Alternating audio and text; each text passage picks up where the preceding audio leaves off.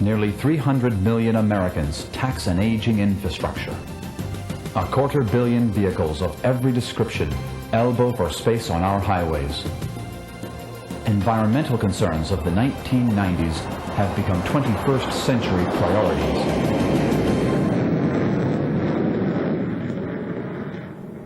And yet, incredibly, reliance on the automobile throughout most of North America not only continues, it accelerates, except where logic prevailed. On the Florida Peninsula, the Florida Overland Express sprints along the eastern edge of a rejuvenated Everglades.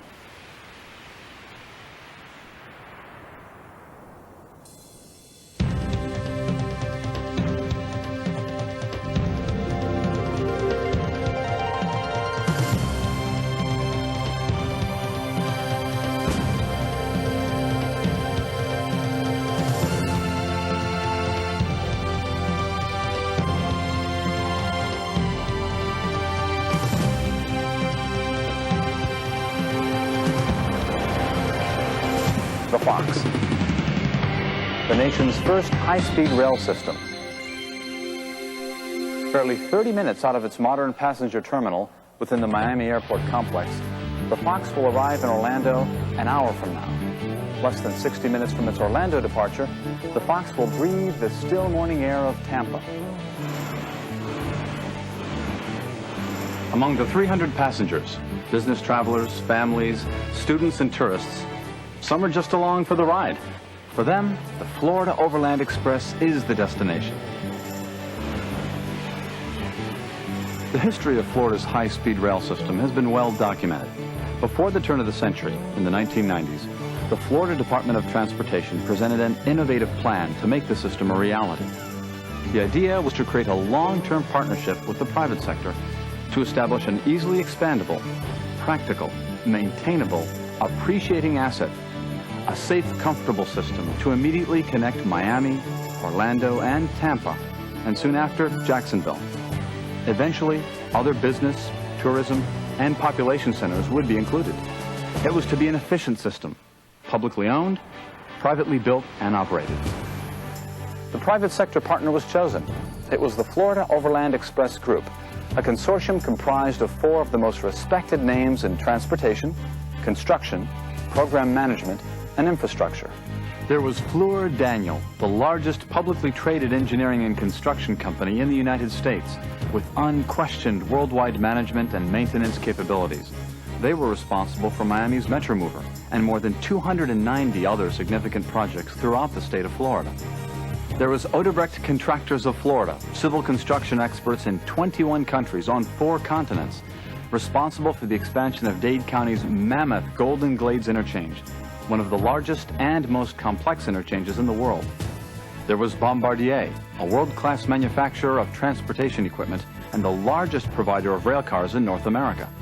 It was Bombardier that manufactured and supplied rail cars for the newly expanded Tri-Rail and the Tampa Airport People Mover. And there was Jacques Alstom, an internationally acknowledged leader in the field of energy and rail transport, developer of proven TGV train technology, utilized in creating the fastest, safest passenger trains in the world. That was the team in 1995. It is still the team in 2007. And just look at what the Florida Overland Express Group has created and maintained. Dad, the shuttle's here! Things are different in the year 2007. There's a greater awareness of how costly it is to maintain a highway system. We still drive cars, of course. We drive them less. Intermodal connections, like the Fox's own door-to-door shuttle service, have made the automobile just another travel option.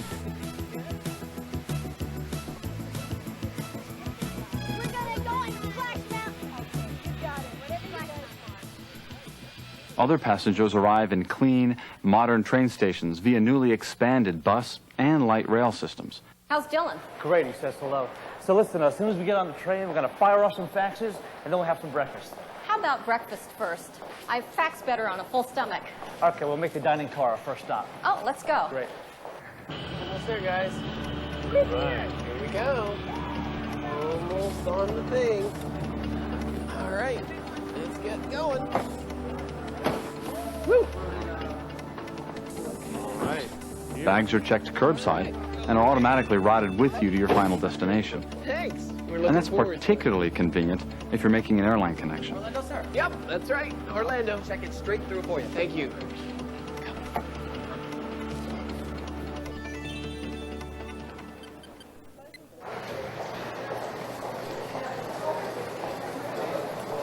Wow.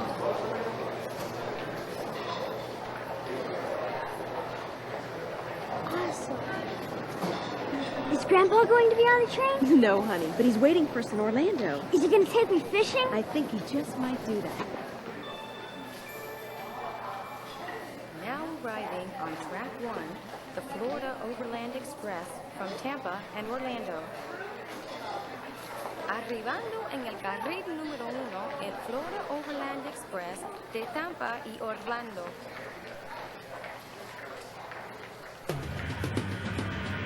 Yeah, business tonight. You know, I don't know a soul in Miami. I just like to ride this thing. Hey man, don't even worry about it until we're north of West Palm Beach. Wait a minute. That means that I have less than an hour to try to figure out how to tell my parents about those grades? Well, if you had a 4.0 like me, you'd have nothing to worry about. That's right. Get out of here. Nobody invited you. Passengers for Orlando and Tampa, please prepare for boarding on track. Mom, the train's here. Come on. Come on, guys. 受かったから行こう。切符買うのにどこまで行ったの？あ、一番近いATM まで。やるのがすごい。 Let's get going. Yeah, in a little while we're going to get a train's eye view of the Everglades. Come on, sweetie, let's go this way. Let's go, all right. Watch out for the alligator. Oh, I think the alligators better watch out for you. And come on over here and sit on this side. Where are you? Get over here now.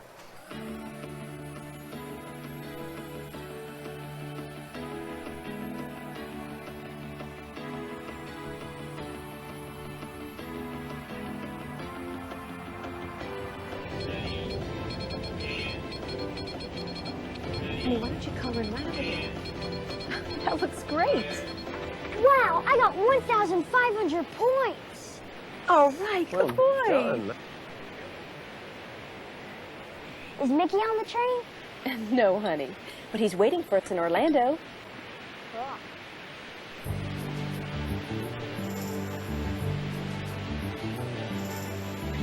Mike, don't wander too far, okay?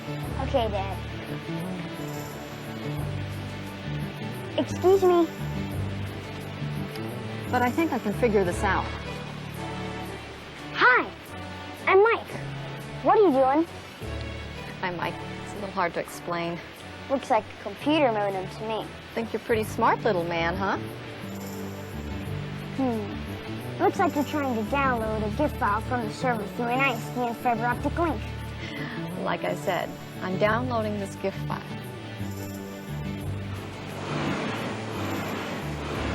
In the past 12 months alone, more than 5 million passengers have enjoyed the speed, convenience, comfort, and safety of the Florida Overland Express. Electric power moves the Florida Overland Express quickly and efficiently along its new state-of-the-art network of tracks. Train and track noise is kept to a minimum. There's no 24-hour highway roar, just the occasional whoosh as the train glides by. The right-of-way uses just a fraction of the land required for new highways.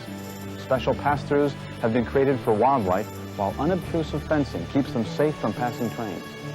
And how does this new system affect the roads that cross its path? Actually, not at all. There are no automobile crossings anywhere along the train's route. Roads over or under the tracks keep automobile traffic moving smoothly, and raised tracks allow for undisturbed boat traffic along Florida's waterways. Hi, I'm Mike. Are you someone's grandma and grandpa? Yes, we are. And there are 6 other someones waiting for us in Orlando. My grandpa's waiting for me at the station.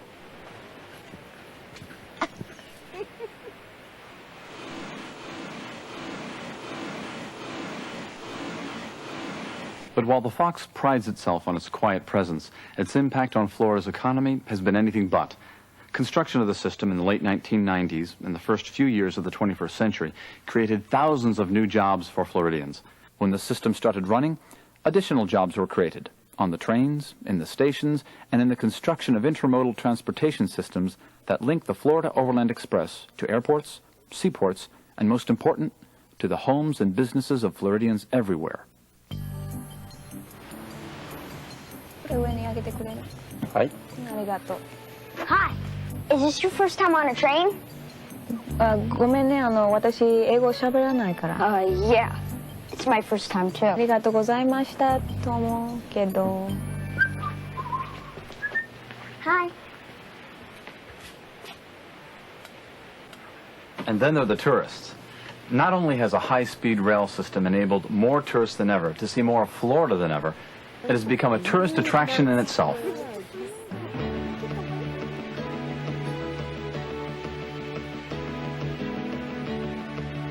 If Florida's high-speed rail system had been built without negative impact on the state's sensitive environment, that in itself would have been an accomplishment. But its positive impact has been undeniable.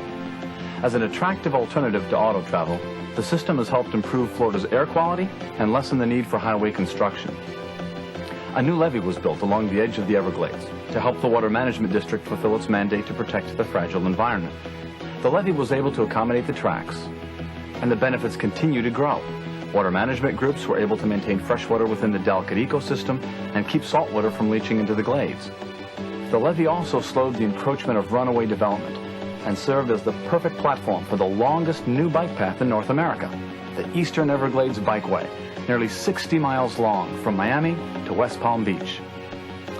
The arrival of the Fox created even greater awareness of the Everglades by exposing its grandeur to millions of awestruck passengers.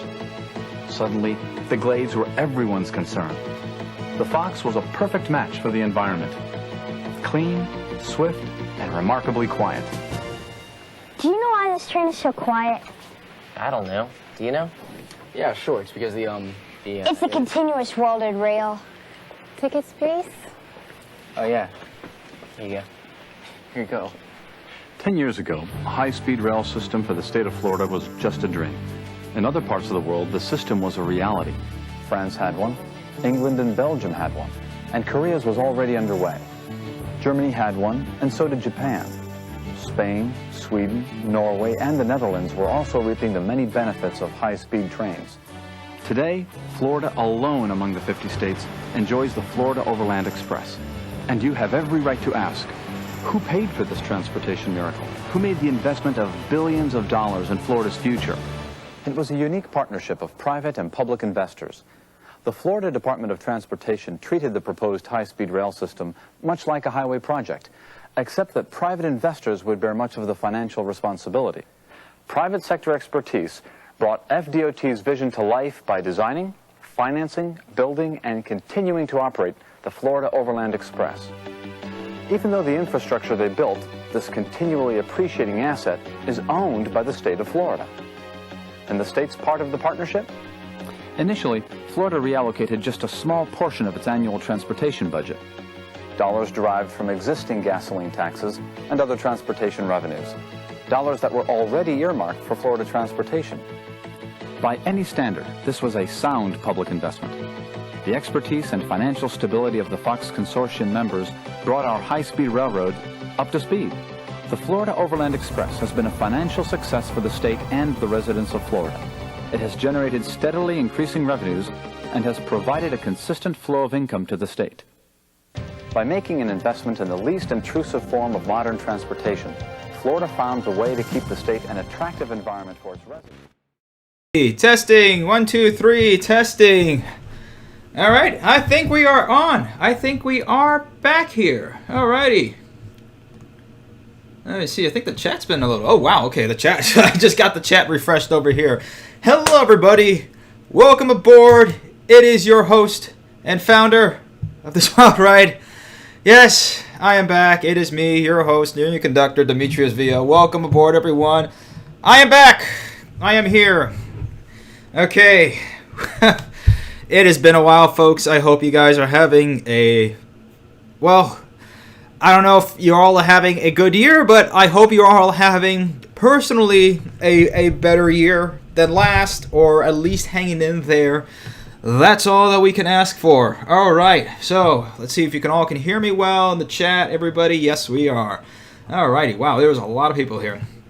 Okay, hello Highcast, hello Brian, hello Grambo, hello FR.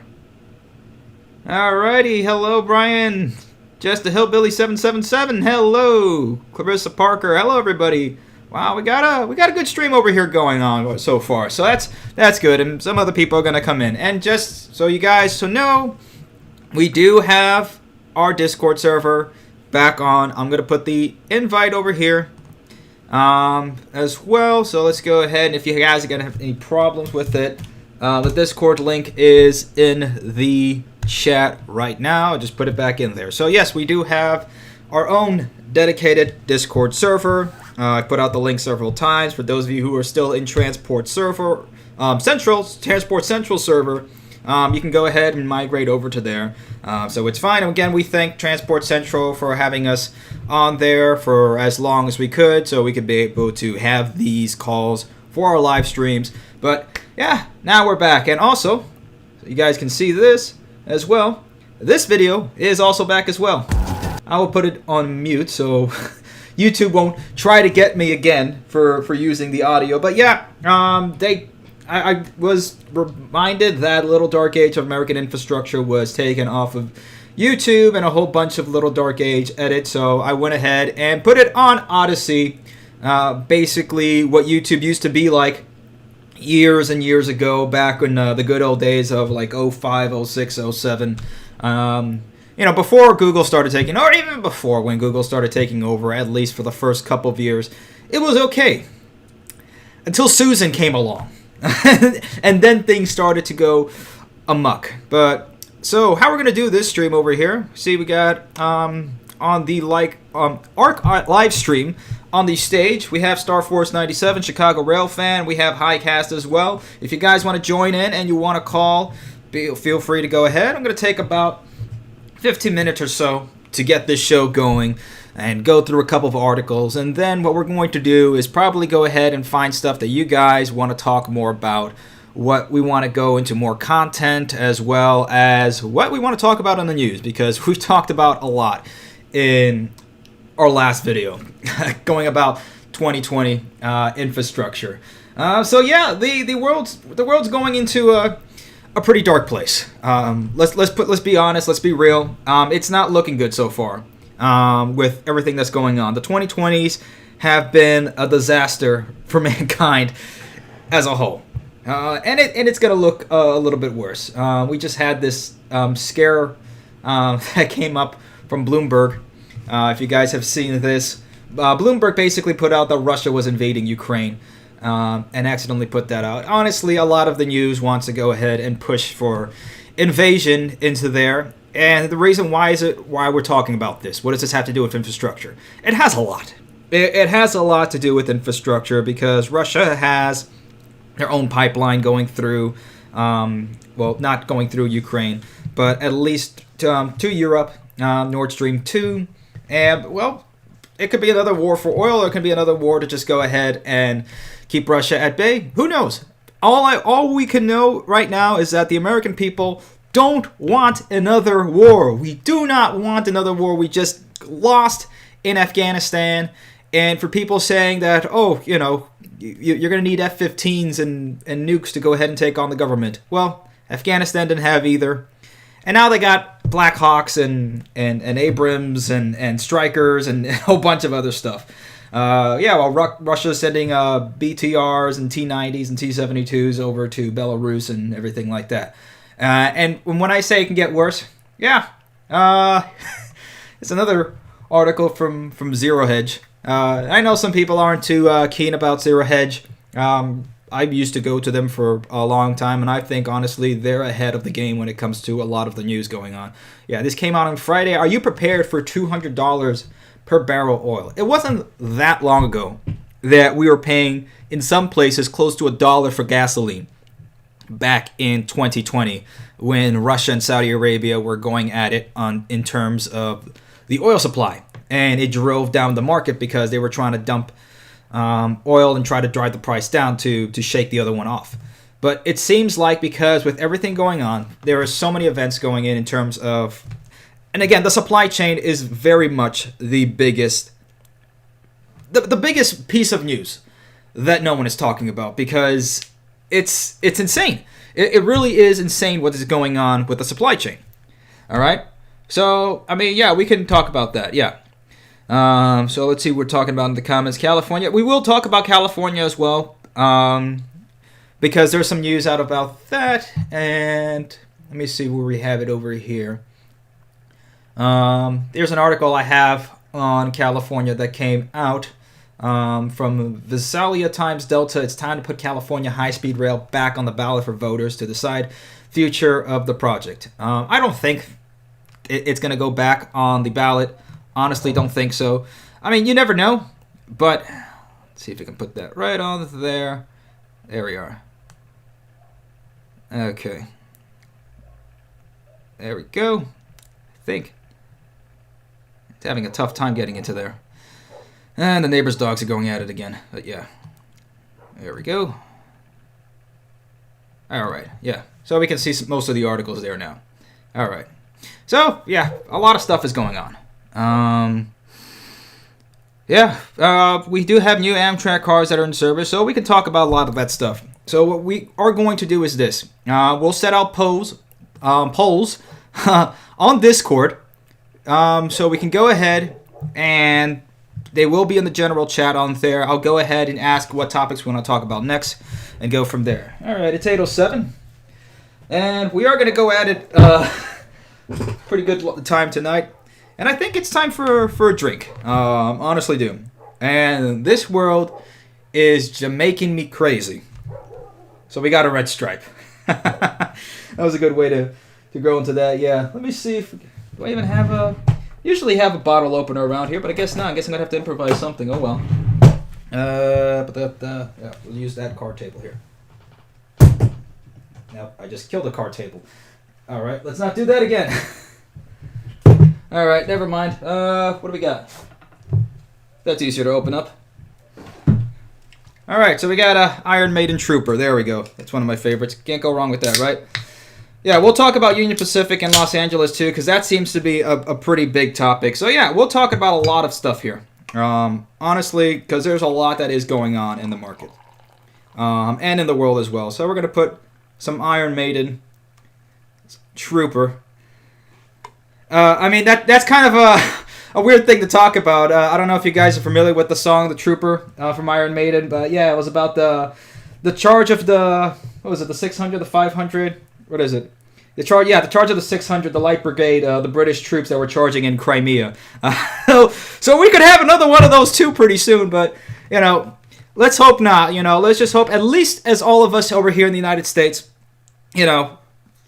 Don't participate in this war. That's just my opinion, okay? If you're in the military, you know, I'm sorry. You know, everybody's been telling you not to join for quite a long time, and that's not an offense to anybody that's in the military right now. I do feel sorry for all of them, but I mean, it's just one war after another. It's not good for morale. It's not, and it's not good for the country as a whole. But you know, pray and hope that better things happen.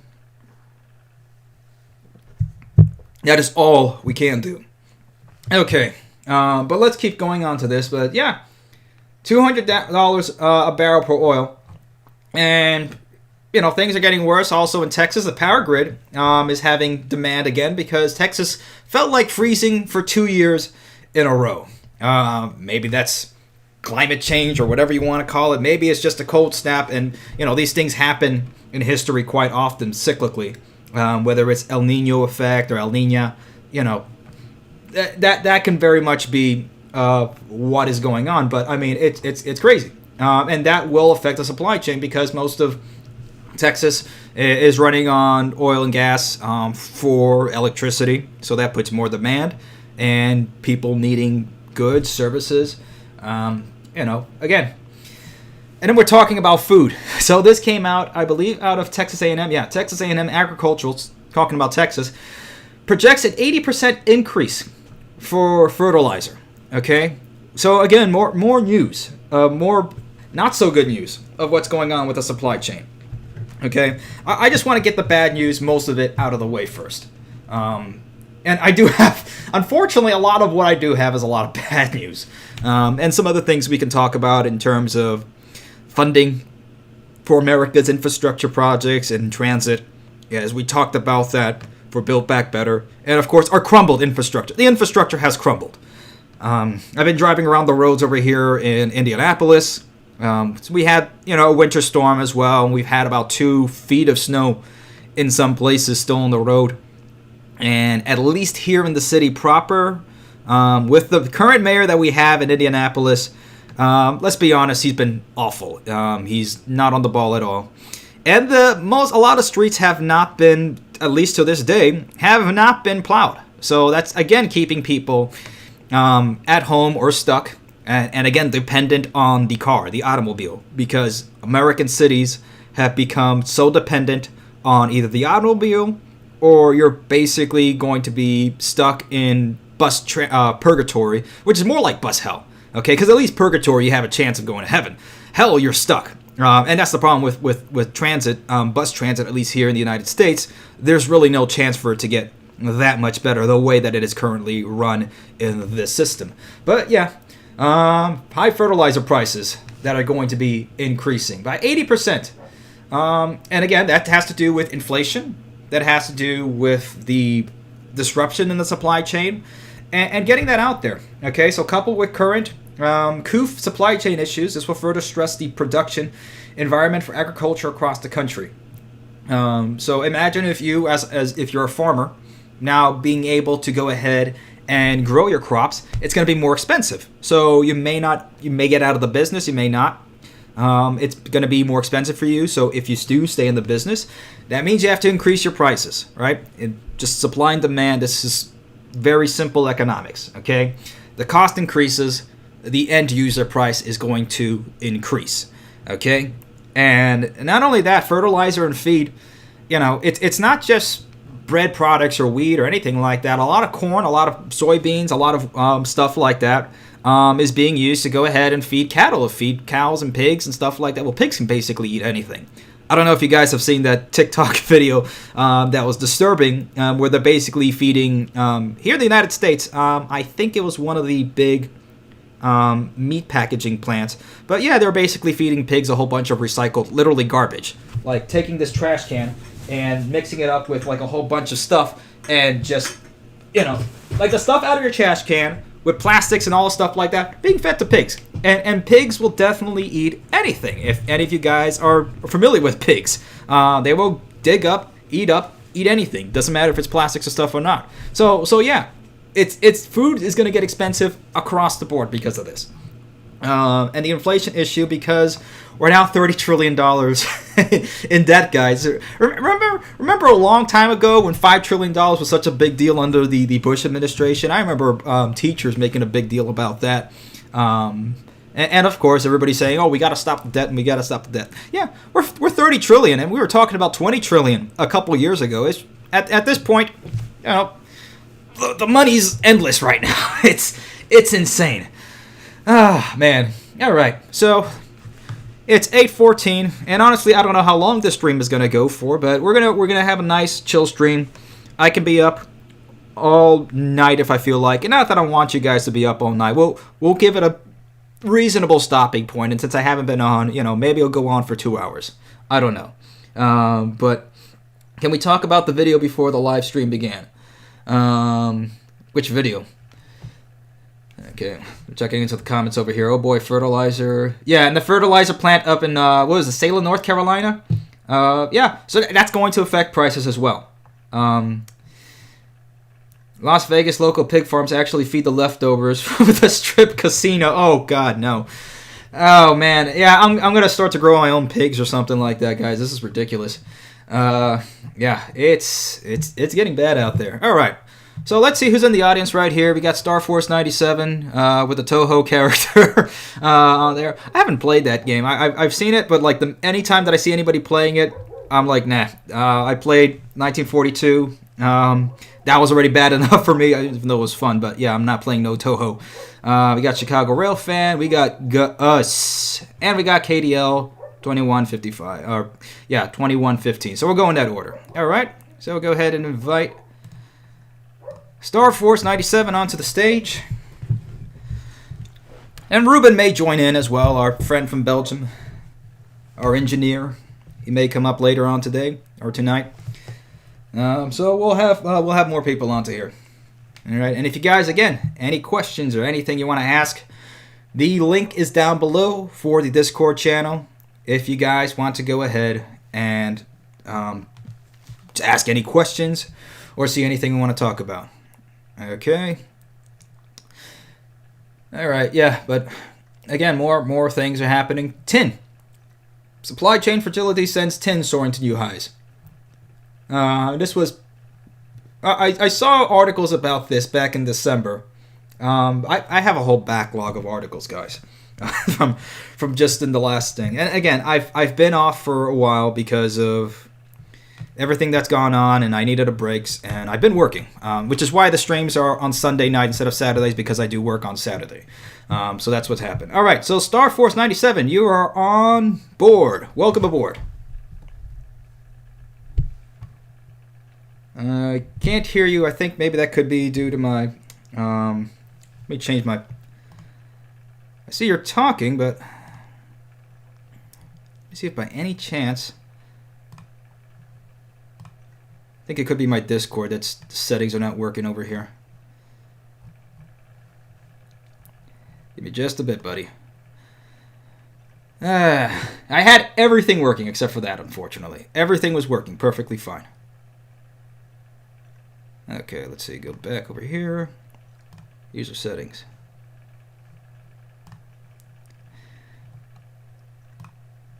Okay.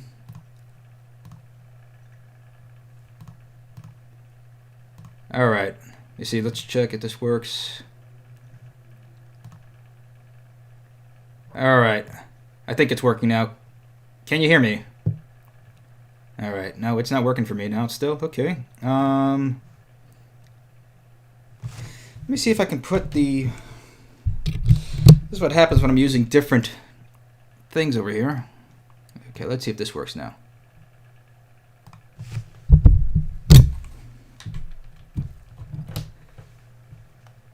Okay.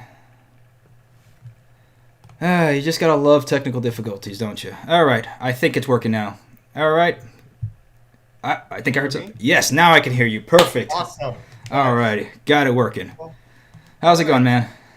I am doing pretty well. I am actually currently here in the city of Chicago. Oh, nice. Not that far north. Yeah, going to university.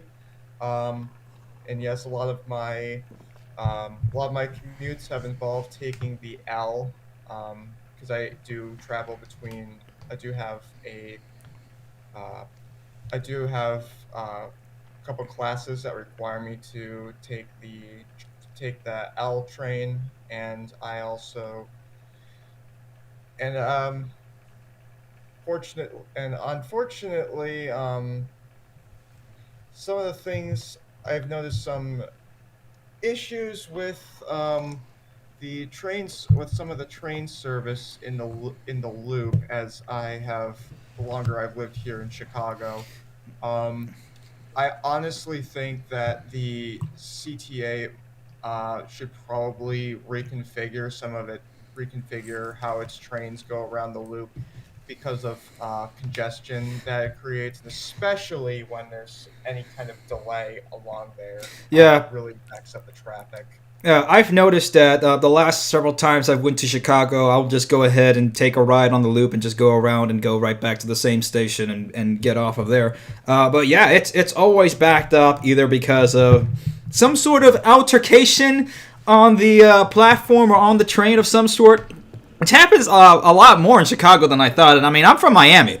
So a lot of stuff has happened. I mean, I've seen on Tri-Rail, I've seen fights break out on the train or on the platform. You see jumpers onto the train. I've seen suicides in front of the train. I've seen one suicide on the train, and that wasn't pretty. So yeah, a lot of stuff and delays with the Chicago L happen a lot more. And that's because a lot of the infrastructure there, I mean, those switches are like 100 years old, and it's been keeping up with all the traffic that's going on there. And Chicago is still a mostly very large populated city. And the thing is that, you know, even with the amount of people leaving Chicago, there's still a heck of a lot of people there.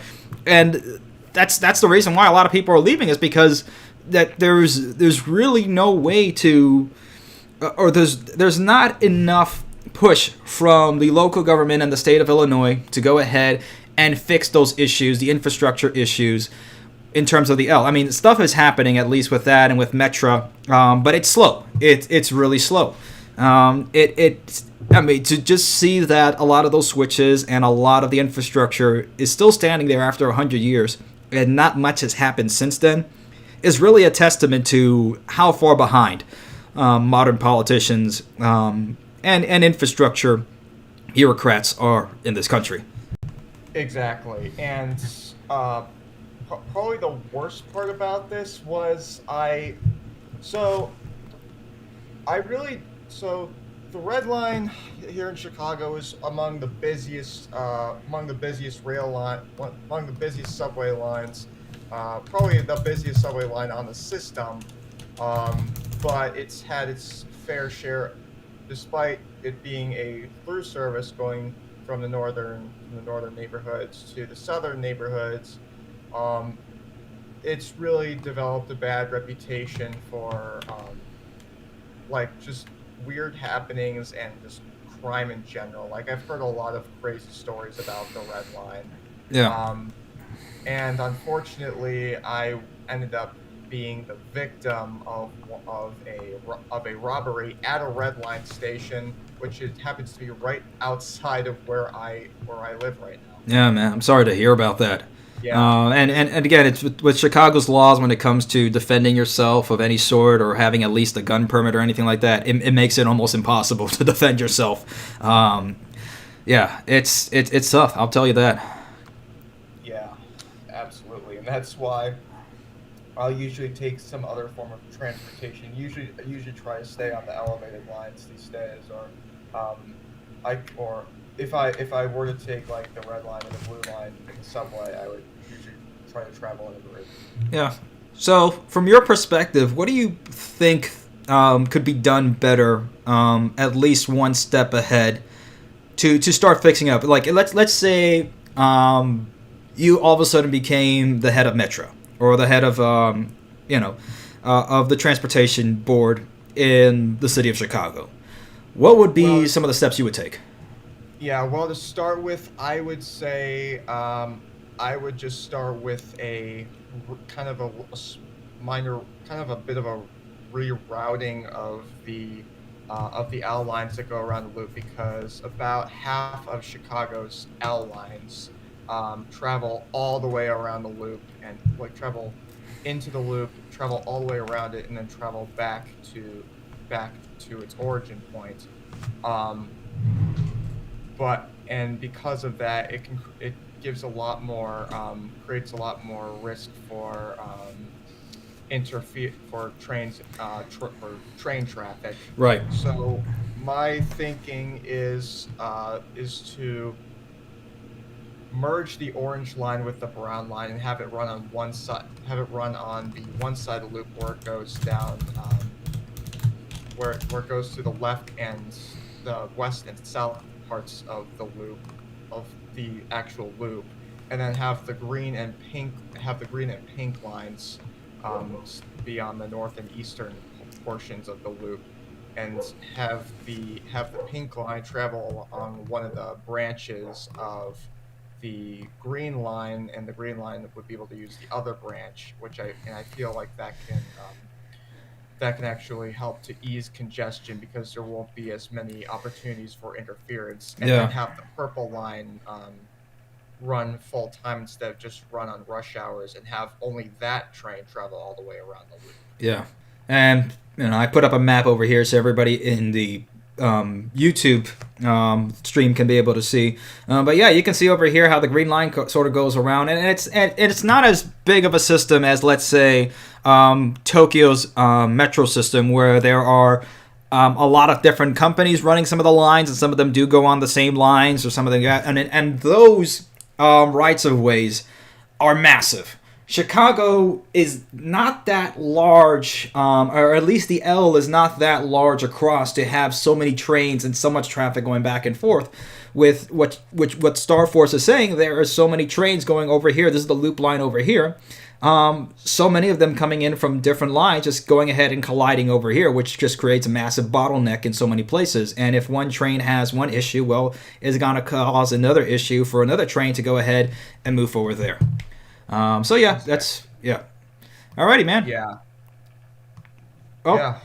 I just think, like, in general, like, the CTA and the Metra and even Amtrak really need to reconsider how they route their trains through Chicago, because if you look at examples like Tokyo and London, Tokyo has a bunch of through services, and London is getting ready to is getting close to finishing the Elizabeth line, which was delayed due to the pandemic, and they have their Thameslink service that runs through right through central London, from between the northern and southern parts of the Greater London metro area, and actually have those some of those services continuing on into parts of, like, say, like southern England, going up into northern parts of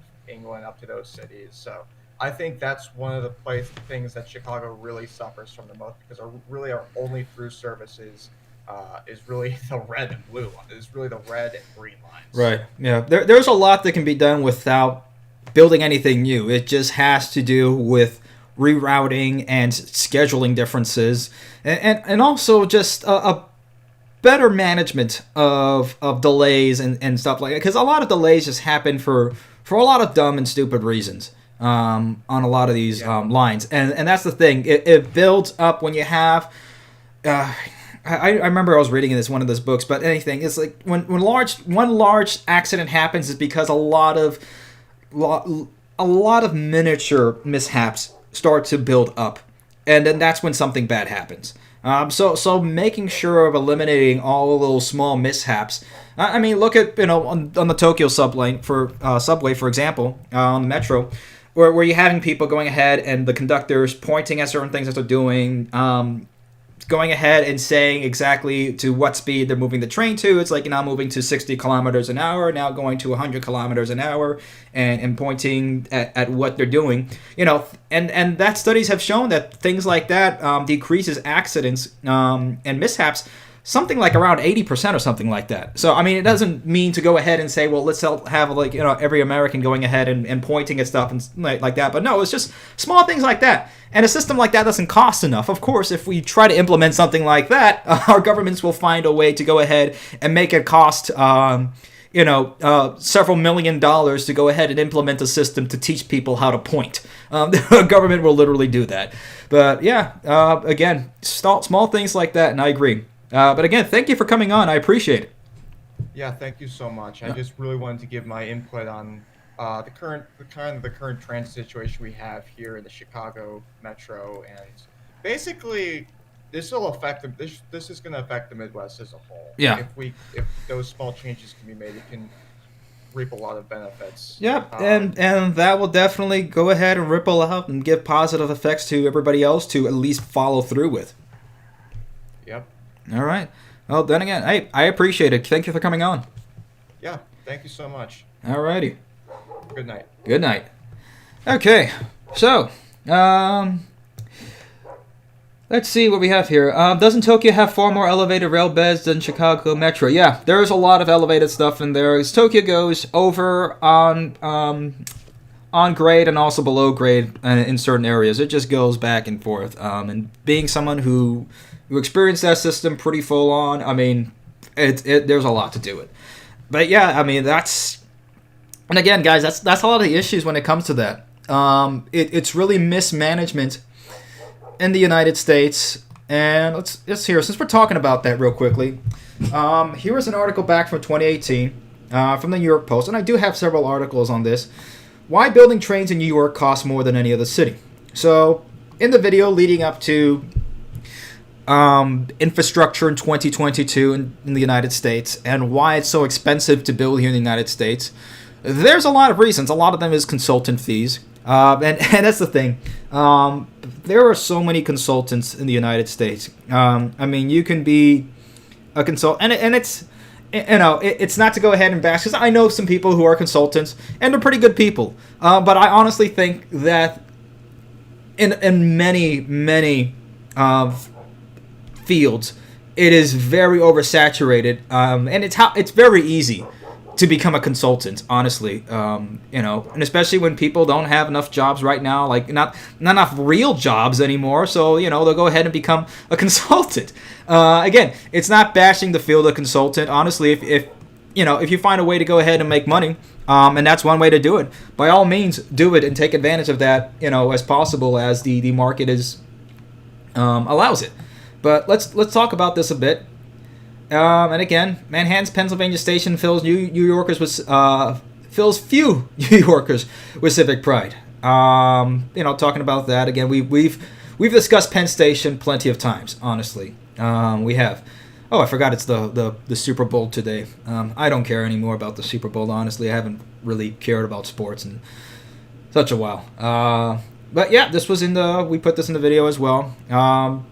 Talking about how expensive it is in New York. And there was a subway line or not a subway line, but a metro line in Singapore that they built. It was around, I think about 15 miles or so or whatnot. And for about $300 per mile, they had a fully automated system. Okay? And that's a fully automated in Singapore. And it's more expensive in Singapore than a lot of other places, and there was an article talking about that too. All right, here we go. All right, so Amtrak estimates. Okay, so this we're talking about here. A year later, however, Amtrak and the Port Authority of New York proposed a similar project. We're talking about the Gateway over here, with 7 terminal tracks to the south of the station. They bundled the new tunnels and repairs of the old tunnels with bridge replacement and other track improvements in New Jersey, calling the combined project the Gateway Project. Amtrak estimates that the new project will cost $29.1 billion, including $11.1 billion for new tunnels, $7 billion for the Penn Station expansion. Any other city would consider such costs obscene. In May 2011, an Israeli mathematician named Alan Levy, and he has a blog as well that I follow, if you guys follow that, then just out of a doctoral program at Columbia, compiled the cost of 19 rail projects in the United States, Europe, South Korea, and Japan. In Japan and continental Europe, Levy found tunnels usually cost $200 million and $450 million per mile. The most expensive was the north-south line at Amsterdam, which we talked about. Still only cost $660 million per mile, more than twice its original budget. Spain, Italy, South Korea were especially economical, building tunnels for less than $250 million per mile. U.S. inflation has increased these numbers by about 12%. Every tunnel in the United Kingdom and the United States, though, was more expensive than every tunnel in continental Europe and Asia. And that tends to be, the UK also has very expensive projects as well. And there was something here in the article talking about, well, there's differences in also the legal ways things happen in, let's say, civil law areas like Spain, Italy, Japan, and other areas like that, where it's a lot easier and there's a lot less bureaucracy to go ahead and push something. In the United States and in the UK, we have something called the common law, which started over in the UK and came over here to the United States, of course, and is pretty much the basis of American law. But because of that, everything has to go through a certain phase, a certain process, go through courts. There's several lawsuits that have to go through, whereas in other places, a lot of that is taken away and not really cared about, and they can just go ahead and build something. Again, it has less to do with, in this modern day and age, with common law than how the way it's practiced in the United States, where, of course, everybody talks about how we're a sue-happy culture. You slip your leg somewhere and you're going to go ahead and sue everybody around there for millions of dollars.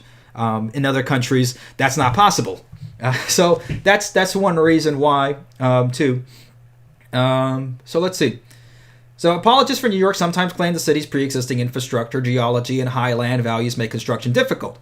And again, that's BS, because places like Tokyo, which at one time and point, to get 1 square foot of real estate in Tokyo literally cost $1 million.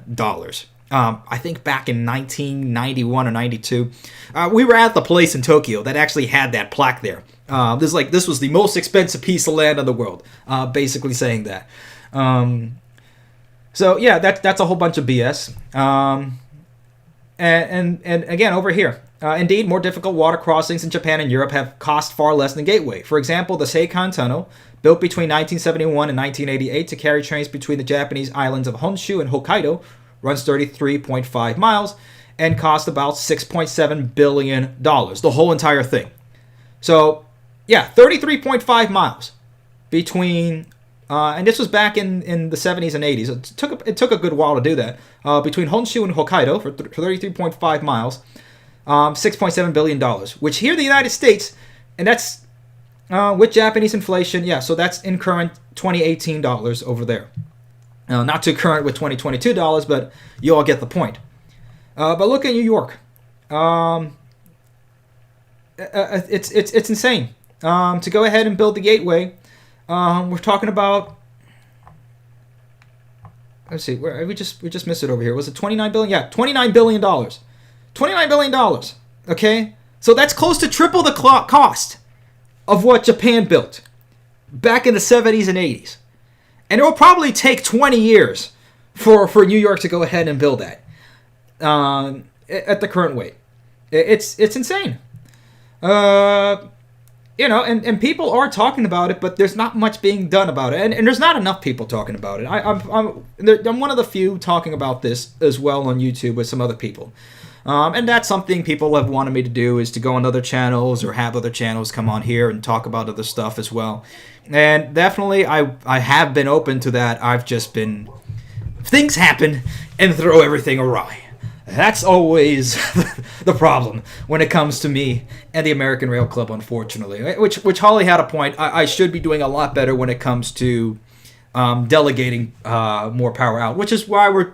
another reason why we're doing this Discord server, so we can start giving more people more things to do and actually have control over it, because that's kind of the issue with having somebody else's server in Transport Central. I mean, it's great and all, but the problem is we can't really go ahead hand in hand with that if we don't have full control. So at least with this, it moves us forward. Yeah, look at this, $11 billion projected cost. Could pay for both of them together. Yeah, I mean, there's different ways that we can go ahead and make this. Here we go. All right. Some of the expense problem is the fault of the American legal system. In the United States, like the United Kingdom and other former colonies, has a common law system and uses lawsuits to resolve disputes between the government and landowners and contractors. This has made recent construction projects in London, Dublin, Delhi, Dhaka, Vancouver, Hong Kong, and Singapore more expensive than the world on average, no, nearly not expensive as New York's. But several factors make recent projects in New York especially unmanageable. One factor is the Sandhogs Union, which monopolizes public sector underground construction. The Sandhogs, who negotiate their contracts with private contractors rather than the public agencies that foot that bill, command $111 per hour in wages and benefits, with quadruple wages for weekend overtime. And they will bill you for a whole bunch of hours. You know, they'll find ways to bill you 36 hours on a 24-hour day. Okay, I've seen some of this happen. Tunnel workers elsewhere earn far less. For example, unionized tunnel miners in the Detroit metropolitan area earn 22.91 cents per hour in base pay, $39 including benefits. In Northern California, as expensive a place to live as New York, they make $36 in base pay, $59 or close to $60 including benefits. Where Sandhogs insist on overstaffing projects. And that's another thing. You see a lot of these places, and we see this happening in California. Okay, unfortunately, the same thing is happening in California, because people keep asking, why is California high-speed rail authorities taking so long?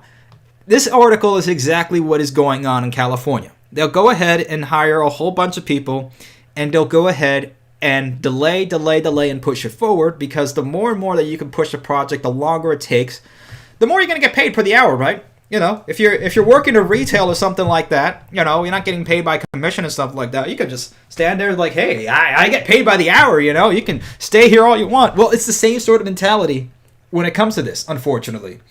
Yeah, Yeah, so let's see. The Berlin-based consultant Torsten Hamm says that a tunnel boring machine ordinarily needs 7 workers in Germany. Such a worker would be paid about $38 in wages and benefits per hour. But a December 2017 New York Times investigation in the MTA revealed that a tunneling contractor counted 25 or 26 people, about 3 times what he thought was usual, working on a tunnel boring machine during the extension of the 7-train line, and quoted a third-party report that underground construction employs approximately 4 times the number of personnel as in similar jobs in Asia, Australia, and Europe. An internal MTA account had even found that 200 of the 900 underground workers on the east side were superfluous. They were being paid full wages even though officials could not discern their work duties, if any. So you'll have people just sit there, or you'll have, a friend of a friend who goes ahead and puts somebody on the dole, and they won't pay them. And of course, like that one time where they found the MTA workers that were basically, they made themselves a little room hidden in the subway tunnels where they had basically a PlayStation, Wi-Fi, and we're just sitting there and playing, and we're clocking hours. And I think they were even retired at that point, but they were still clocking in hours and getting a lot. And this thing can go on and on and on, and nobody's really going to go ahead and check for it, because this sort of thing is very common in the United States. This sort of, under the rug, it's insane. I'm trying to think of the word right now. I'm at a loss for words. Let me get some adult juice over here and get myself thinking.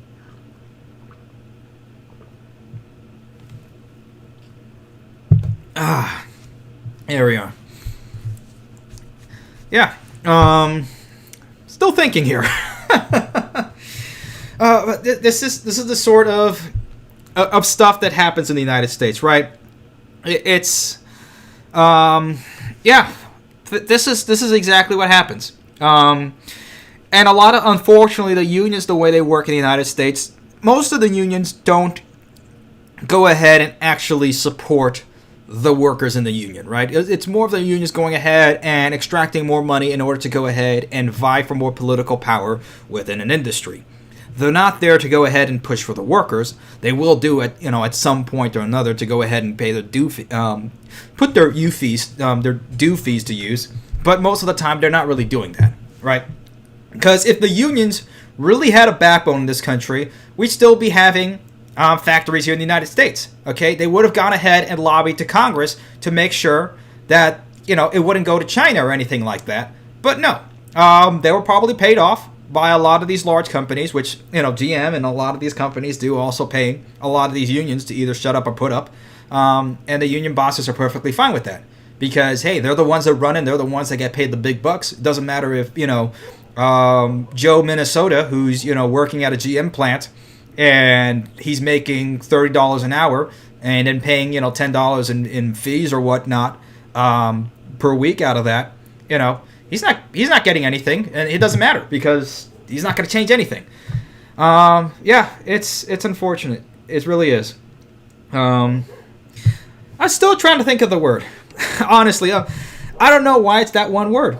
Corruption. There we are. Corruption. That's the big word. How could I have not thought of that word? Yeah, corruption. There was that one meme.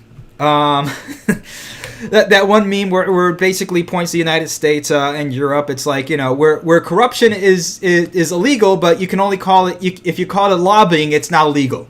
That's basically what it is. Yeah, fraud, waste, abuse, all of that. Yep, you got it. But that all goes into the umbrella of corruption. And that corruption really is every day here in this country, unfortunately, because the justice system, in terms of the way things should be working, don't work the way it does anymore. It just doesn't. Yeah, so you can see over here in this article, this organization in the U.S. severely worsens operation. For example, New Jersey Transit and Long Island Railroad use different ticketing systems, and their ticket machines, even at Penn Station, cannot even sell each other's tickets, making it possible to pay for a trip from New Jersey to Long Island all at once. Well, example, you go to somewhere like Japan, and even though there are different companies, whether they are run by the local government in Tokyo or whether they are owned by private companies, you use one card, and you can go ahead and pass through a whole bunch of things, right? it's like blockchain before blockchain, right? You can have all these contracts between different areas and different companies, and they'll all go ahead and get the same money. So JR East operates the Suica card, and you can still go ahead and go on different lines in different places with all the same card. Or the Pasmo card is run by a different company, etc. But you still have that interoperability. You don't have that in places like New York, which they should be. And again, you had people like the previous president of the MTA, just forgot his name, but he used to work for the Hong Kong Metro, and the Hong Kong Metro is one of the best in the world, if not one, or used to be at least. I'm not quite sure. I don't know now how it's working. I'm pretty sure it's still fine and everything. But that system, private company, they own a lot of the real estate where those stations are. And they also own operations in Australia and in the UK and in other places. Okay? So that sort of thing, could have happened in New York, but he was basically run out of the MTA, and he couldn't do anything. He was basically gridlocked from the beginning. So this is the problem. You can have good people on there. You can go ahead and vote them in or whatever, but nothing still happens because the system as a whole in the United States, when it comes to building infrastructure or doing anything, is broken and rotten down to the core. Okay? Down to its roots. It's already rotten down to the core. Okay? You can throw in water, you can throw in fertilizers, since we're talking about fertilizer now, and pay a 200% markup on that fertilizer, and it's still not going to fix the American system as it stands right now. That's all I'll say on that for now. Yeah, Andy Byford, there you go. Yeah, he was really good. Or at least he had a lot of great ideas, but unfortunately he was not going to pass them through. So now they have an interim president of the MTA, at least the last time I checked. Again, apologies if I'm wrong on a lot of things. It's been a while, and I've been out of the loop on a lot of stuff. But yeah, that's really the problem, guys. It really is. Gramble saying that's why unions should be private, like the ones in Sweden, not the ones that are controlled by political parasites. Yeah, there's a whole lot of things that we can do. All right. So what we're going to do with the audience here, if you guys want to go ahead and be a part of the live stream, we'll do this. Go ahead and request to be on the stage, and we'll go ahead and put you on. So David Mitchell 9 has his hands up. If anybody else in the audience wants to go ahead and join in, raise your hand. If you just want to listen, be my guest. I won't push you forward into here if you guys not want to be a part of it. That's all up to you. So if you guys have something you want to share or onto this, we'll go ahead and put you on. All right, so let's bring David Mitchell on board. And again, guys, one more thing before you come on here. Do watch your language, and I know I've had a problem with that in the past as well. Me and Ollie used to curse like sailors all the time, but when we started going to church more often, to Latin Mass church, it really calmed us down a bit. So, and it's honestly, if you can say your words and you can go ahead and put out a statement without cursing, you honestly sound a lot more intelligent. So do mind your language, and again, we don't want to get banned by Susan. I'm not going to call it YouTube because it's not YouTube anymore. It's Susan. All right, it's Susan and her cronies, right? So let's do that. All right, David Mitchell, since you put your hand up first, you are on board. Gonna go ahead and add you in. Hello. Hello, Demo. Hey, welcome aboard, man. How you doing? Doing good. All right.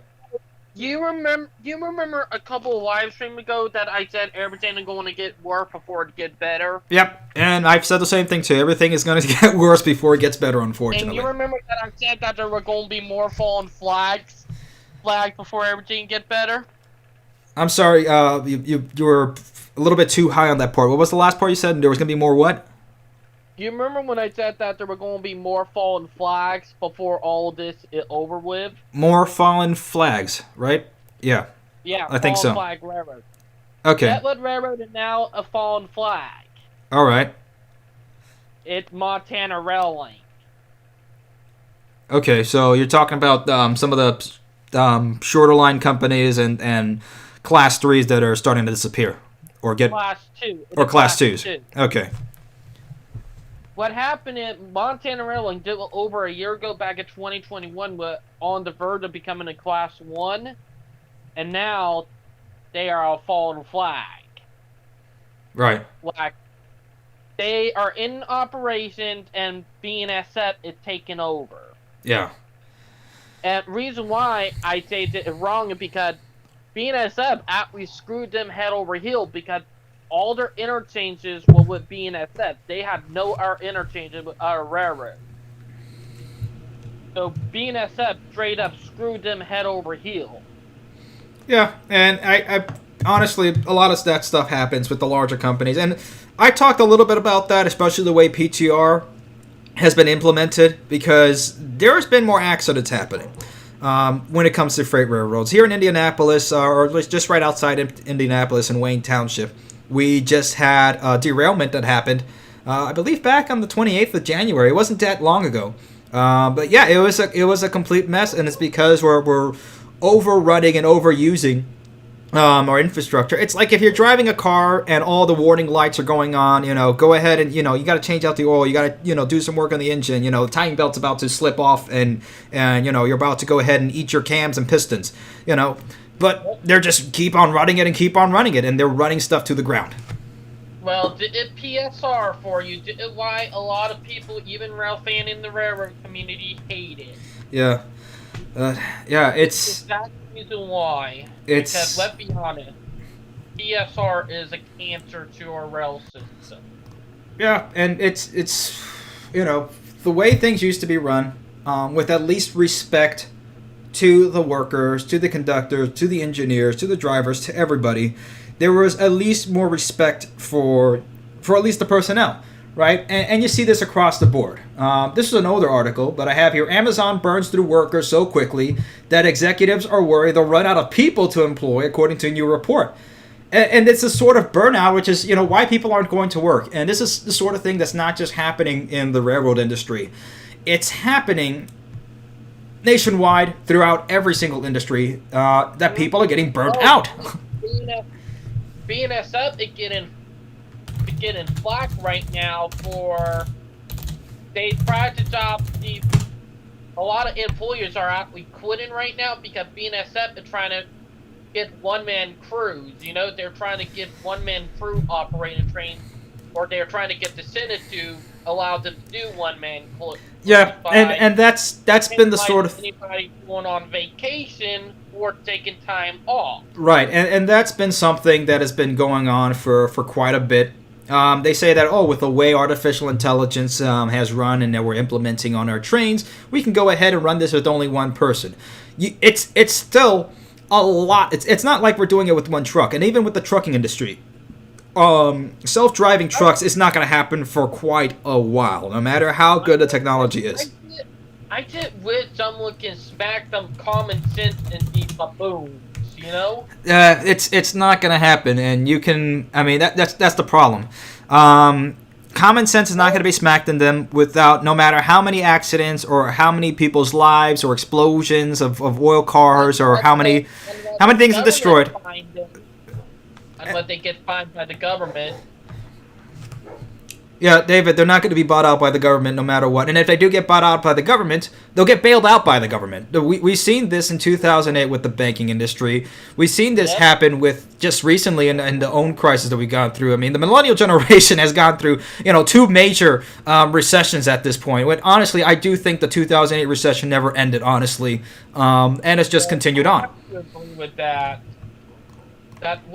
Thing that I will say is that we need a restructuring of our government and our system. Yeah, that's probably going to be for another stream for another time. But I've said that before. We need to be more localized when it comes to what we do with our infrastructure and everything, at least in the United States, right? Because we even see.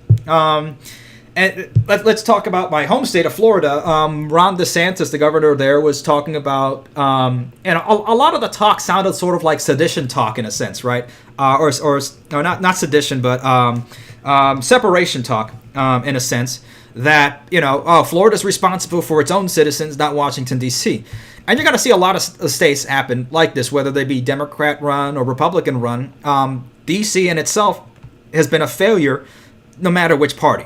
And honestly, both parties honestly are the same side of each coin, of the same coin, or different sides of the same coin, and we haven't seen anything happen. So you're right. Yeah. Anyway, okay. Last words. last thing we had that was construction built that was major here was the Arthur Ravenel Bridge around 2005. That was the last major construction thing, and that was a bridge. Yeah. Yeah, and we've seen this happen. I mean, look at just what happened in Pittsburgh. I mean, everything is falling to pieces. As you guys can see the pictures over here. This is from a Vice article, I think from 2021. Yeah, March 22nd, 2021. And I have this on a back wall, and I said, no, I'm not gonna talk about this right now. There's enough stuff going on with the unknown virus of unknown origin, and I wanted to keep things a little bit more. Yeah, but it's just been insane. But we'll talk about this in a bit. Yeah, but I'll be honest. What we need to do is focus in on highway and airport, and focus on more on a rail system. Yeah, and that's also been another thing because there's been way too much funding into the automobile and into the airline structure in the country by far. And we've seen this again. This is the Urban Institute. Okay, so I mentioned this in the video. Highways and roads in 2019, state and local governments spent $203 billion. That's countrywide, federal and state governments, or 6% of direct general spending on highways and roads. $203 billion. What the transit and rail industry is going to get just from this bill, this big, giant $1 trillion Build Back Better, or at least Build Back Better mini, because I don't think the other one is going to pass, the big one. But at least the Invest Act, $1 trillion, $100 billion of it going to transit and rail. That's just half of what's spent per year on just railroad. And of course, the rest of it, 22.3% on public welfare. You can understand probably with how we talked about the corruption in places like, well, in here in the United States, it's all nationwide, right? You can probably figure out how many consultants and how much waste or how many programs that they put in public welfare. Elementary and secondary education, we spend per capita the most per student. I think double than what Sweden does, and Sweden's like number 2. I think Sweden spends like $6,000 per student. We spend like $12,000 the last time I remember, and we're like last when it comes to things like 30th place when it comes to English reading comprehension, when our first language in this country is English. All right, 21.5% of total funding going to that. Health and hospitals, and we have some of the sickest people, people that are obese, falling apart in this country, some of the most unhealthy people in the world here in the United States, and we just keep it going. Higher education, 9.3%. And again, the higher education industry in this country, the college and university industry, is such a giant scam.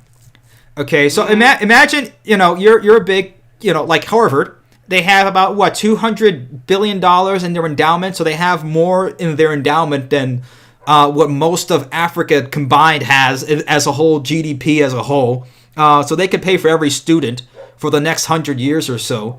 They don't pay any federal or local taxes. They receive local funding, they receive private funding, they receive federal funding, and then you pay for them to go in tuition. So they receive funding from at least 4 different channels, and don't have to pay for any of it. That's a scam. Yeah, do you know where all that money going? Do their private vacation and do their mansion. Yeah. Am I right? Yeah, absolutely. So it's been a complete washout with this, man. But you're right, and I think a lot of, especially a lot of us younger folks, and it's not because we're younger. It's because we've seen what's going on. We've been promised a whole lot from the same education system, or from the last generation, saying, "Oh, you just go to college, do this, do that, and you'll get a job and pay it all off." Well, we've done exactly that, and it hasn't worked out. So that's why people are going to third position is politics. Honestly, that's that's what's happening. Our generation is seeing through the lie, and because we have internet, they did not have back then. Yeah. We have internet, and we are seeing the truth and starting to realize, saying, "What the, what?" Exactly. Yeah. No, you're right, man. Again, it's everyone here can concur with that. I honestly totally agree. This is why I would do trade school. Trade school is better option. Yeah, I pushed the same thing. Again, it's not for everybody, but honestly, if you get out of high school, anybody who is in high school, because I know there are people here who are younger. I know there are people here who are in college who are almost done with college. And if that's the case, just finish it off and get some work somewhere, right? But if you're thinking about going to college, or you at least have a break, think about that really well. All right, think about that really, really well. Anyway, I appreciate you coming on board, David. I really do. Anytime, man. All right, take care, man. Take care. I will. All right, yeah, but like I said, guys, that's the way things are going. It's not the place here of the American Rail Club to talk about, what sort of political system we need. All I can do as a channel along, everybody who knows me personally knows my politics and what sort of political system I'm more towards, right? If you know me, you know me, right? But I'm not going to talk about it here on the channel because we're an infrastructure channel. We can point out the what's going on, and we can point out direct solutions to that, right?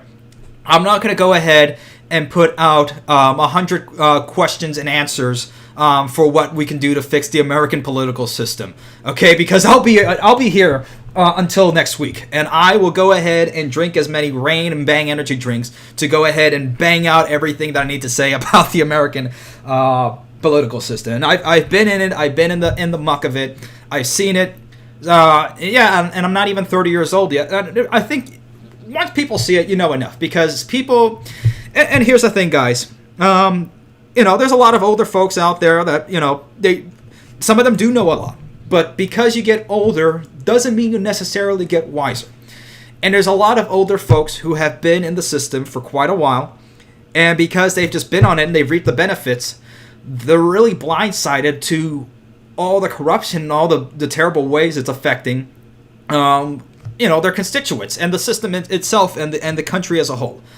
Because it's been morally damning for the country, it's been economically damning for the country, and infrastructurally it's been damning for the country. And we see it, okay? And the reason why we talk about infrastructure, why we talk about passenger rail so much, is because that is the backbone of any country. You can implement whatever system you want, okay? You can go ahead and sign something tomorrow that's going to be grandiose and exquisite and perfectly thought out. But if you do not have an infrastructure system to go ahead and put it through, it is going to fail, and is going to fail miserably. So that's why we talk about it. All right. So we talked about that. Let me see. Let's go into the general chat over here. See, you guys want to talk about Union Pacific, so I'm going to go ahead and put a poll on Discord. All right. So just for this stream, guys, I will put polls on YouTube again, and you can just put one or two. Maybe the next poll we'll just do, but let's at least talk about. Let's see what we're going to talk about next.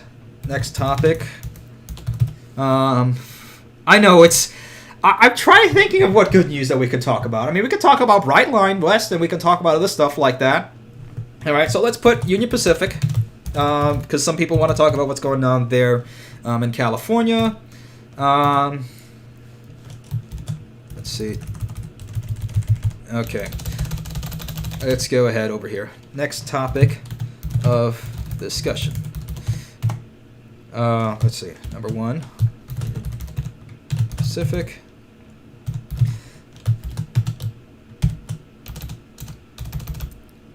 Let's see. Okay, hold on. Choice A. Here we are. Union Pacific. I'm still getting used to this. I'm not really a big Discord guy. I'm honestly not. Okay. And I'm going to be really strict with Discord because yeah, I know there's people on Discord that go ahead and try to groom younger people and stuff like that, and I am absolutely fervently against that type of garbage. Okay, and if I see anybody doing that, it's probably not going to be just a ban. I will find your address. And trust me, because the new job that I'm working at, I have enough resources, let's put it that way, to get rid of somebody that's doing something like that, which is, it's absolutely disgusting and evil. All right, so we got choice A, Union Pacific. Let's put choice B, Brightline. Okay, come on. Okay, whatever, that'll work. Brightline, and let's see. I think we'll put it to 3 choices. Next choice will be California high-speed rail. because there's an article that we have here on California High Speed Rail. Okay. There we go. All right. So the poll is right now on Discord. The next topic of discussion, Union Pacific, California High Speed Rail, or Brightline. We'll go ahead and let that run for about a minute. Okay. So minute starting now. And we'll see what we got. In the meantime, we'll go ahead and look at the comments over here. Let's see. New Amtrak Midwest rail cars. We can talk about. We've talked about that plenty of times too. About the new Siemens Chargers. All right. If you want to talk about Brightline West, go ahead and put it in the Discord. And it's a good way to try to get people here from YouTube into our Discord channel, because we have 25 people online now on our server. All right. So we're really testing the server over here, even though I'm not running the server locally or anything like that. It's all Discord stuff, but I mean, this is a good way to go ahead and test this sort of stuff.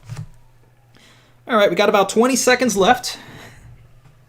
It is a nice watch over here too. I've been using this for a bit. I've had all my watches for quite a while. I don't spend money on watches. They're usually gifts from other people, and I do like that. Okay, 5 seconds. We have a clear winner over here. 2, 1, 0. Okay, so we're going to talk about Brightline next. That's the topic of discussion. We're going to talk about Brightline.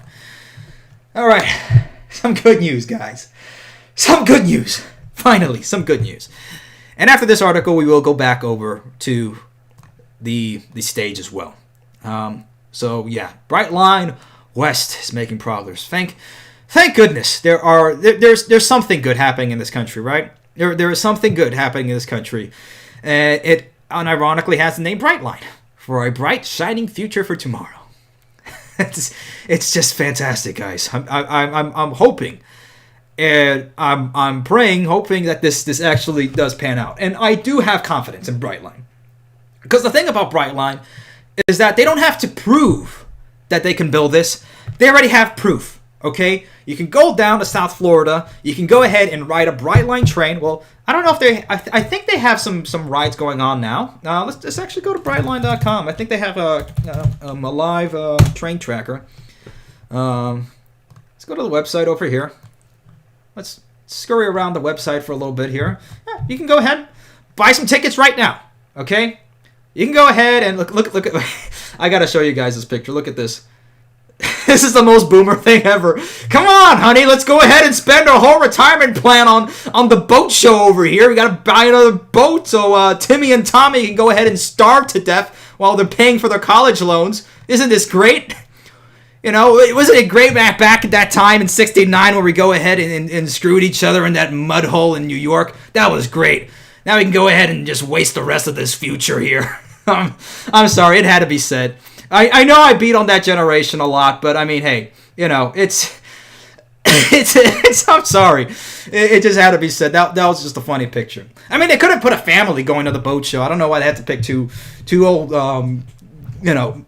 two old boomers.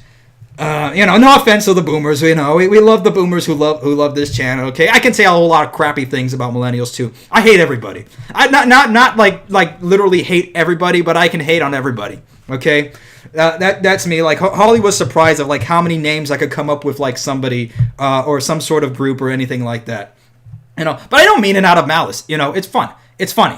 Okay, that's the type of culture that I lived in, and I will never ever apologize for any word I said. I don't care. I really don't anymore. Okay, why am I going to conform to the world's morals when the world's morals have screwed us over? But at least there's something good here, right? So yeah, you can go ahead and I think, let's see, tickets and travel, live train status. Here we are. I wonder how they get. This is the first time I'm actually using this, because when I was browsing to the Brightline website last week. It was actually pretty fun. Please select the stations and view trains. Okay, let's go Fort Lauderdale to Miami. Let's view trains. Let me see. Yeah, next train, 9:25 to 10. There you are, on time. On time and on budget. It'll probably get there at like 9:55 or so, because it usually takes not that long. But yeah, that's the thing about Brightline. Because Brightline is already running and already there, people can see it, people can ride on it, and it is by far and away the best American train as of right now. It is fantastic, okay? I've ridden on Brightline several times. It's a fantastic train to ride on. It's a fantastic service all the way through. From the time you're walking to the station, okay, everything looks clean, everything works professionally, everything works seamlessly. You can go ahead and get your ticket on the counter, walk on in, and there you go. Boom, you got your ticket right over here, okay? And I still keep this ticket. It's always on my desk over here, okay? Go ahead, click it through, go through security. Your train is there, within 5 minutes or whatever, depending on how close you wanted it scheduled. Or you can go around and wander through the station, get some food, get some drinks, sit down, relax. The Wi-Fi works. The train station smells clean. It smells like citrus. In regards to a Amtrak station, okay, I've been on Amtrak enough times, enough that if we had a record on Amtrak of how many times we had to beat it down, it'd probably be like some sort of record like 28-0, okay, at this point. But regardless, Brightline, because they have that sort of experience that from beginning to end, they get you there, okay? Not only that, now they have, and they're constantly hiring now too, from what I've seen and from what I've heard. They're hiring people that I think within 5 minutes around the station, they will have a driver for free pick you up at your home and get you there. So you don't have to rely on the awful, disgusting, terrible Miami-Dade bus service, okay? You don't have to rely on that, okay? You don't have to go ahead and fiddle around with Uber. On the Brightline app itself, it makes it simple and easy for you, one step all the way through.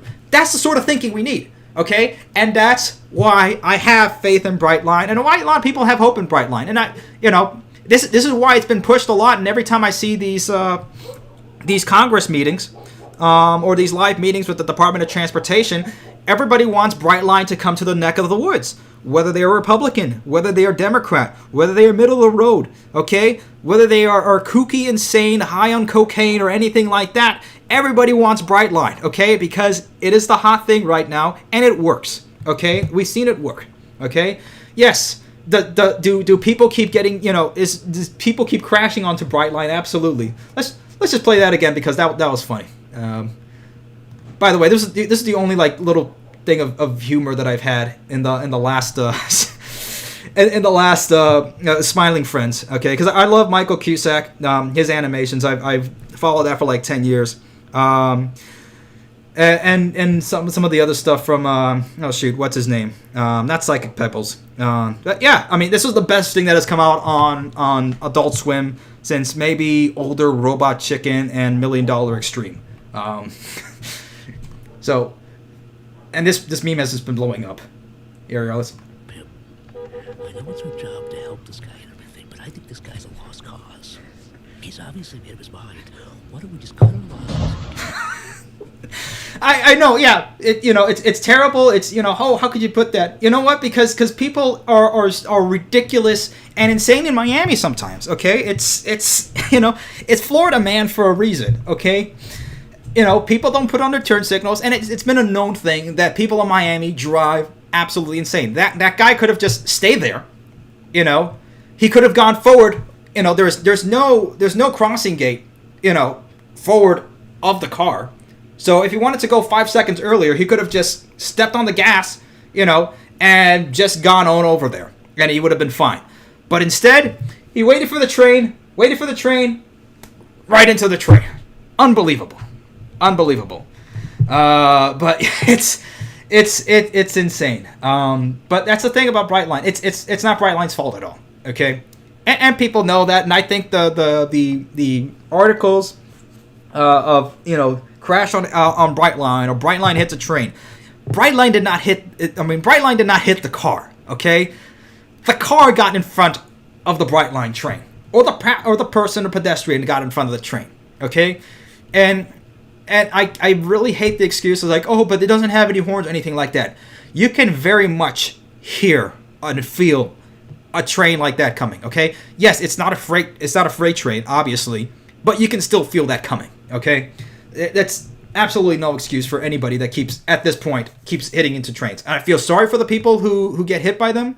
Honestly, it's sad, it's terrible, but I mean, you ran into a train, bud. Okay? You could have been a billion different places at that point. But you felt like it was a great time in all the times and all the spaces to put your car in front of a moving 80-mile-an-hour train. No, it's not going to end well. Let's go on this now. So, Brightline West. They are moving forward with their plan between Las Vegas and Victor Valley. And it seems like it may be starting to build next year, in 2023.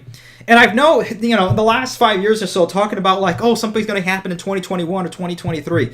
Time's been moving, guys. It's been moving forward. So, yeah, it's going to be there.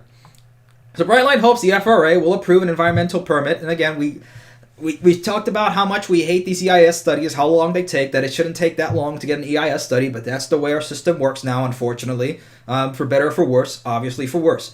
For that part of the route by the end of this year, a step toward opening the entire line, which company officials hope will take place in about 3.5 years. An ambitious time frame for building a railroad, complete with tracks and overhead catenary for power. Now, 3.5 years is very much a very viable time frame to build this. And we've seen Brightline already between Orlando and Cocoa build things pretty quickly. They're already 70% done. By the end of 2022, if not sooner, by fall of 2022, it will be complete. Okay? We just talked about a couple months ago that they were 50% complete. Now they're 70% complete just a couple months later. At this rate, they will be done with the Cocoa to Orlando line by the end of 22. No doubt about it. And what they've done with, like, for example, the Jackbox method of going ahead and putting in tunnels instead of taking 3 months to go ahead and build a tunnel, like what California has been doing to go ahead and build a lot of these viaducts. Brightline is going ahead and doing it within less than a week, okay, with the Jackbox method, among others. So they already have the know-how, right? They already have seen what other countries have. They already have consultants from other countries and from other high-speed rail lines that know what they're doing. Because when I was there on Brightline, they had a lot of people over from Siemens and from Deutsche Bahn, and from SNCF, and from a lot of European services come over and give their share and see what they got. So they know what they're doing, right? So a lot of this method, let's say like they could do a precast span method, and it's very easy across the American West, because most of that government is owned by the Bureau of Land Management, okay? And let's put, a lot of people are not fans of the Bureau of Land Management for a lot of things that have happened. We won't talk about that right now, but it's very easy to go ahead and build that right there, okay? So they don't have to deal with any NIMBYs or anything across the span. Maybe a little bit over in the local areas here in Las Vegas or Victor Valley, but it seems everything is going smoothly. So yeah, that's very easy to do. So they're going to do overhead catenaries and all of that. So it will be America's first true high-speed rail service ever. Okay? And by high-speed rail service, we're talking about over 200 kilometers an hour. So I've heard that Brightline West may run at 180, 200, even at 180. That is still considered high-speed rail. True high-speed rail. Okay? So, yeah, that's... Who would have known? 5 years ago, we weren't even talking about Brightline West. It just came up because they bought Express West, which was out of nowhere. But, yeah. And this is the type of things that people at Brightline have talked about, that there are so many city pairs that they can do between 200, 300 miles in order to go ahead and connect very easily. Okay? That's the sort of service, and this is the sort of progress, okay? The sort of thinking that can be able to change the way that we do stuff here in America, okay? This more privatized sort of way, okay? Because we've seen California building, but honestly, people are upset about the time it's taking. Because look at California, look at this, okay? And we've seen the work. You guys have seen the work. Like Roaming Rail Fan puts it on all the time. Fantastic guy. He goes ahead and is doing all the videos of the progress that Brightline is doing. And every single day they are building something. Look at how long it is taking California to go ahead and build these stupid viaducts, right?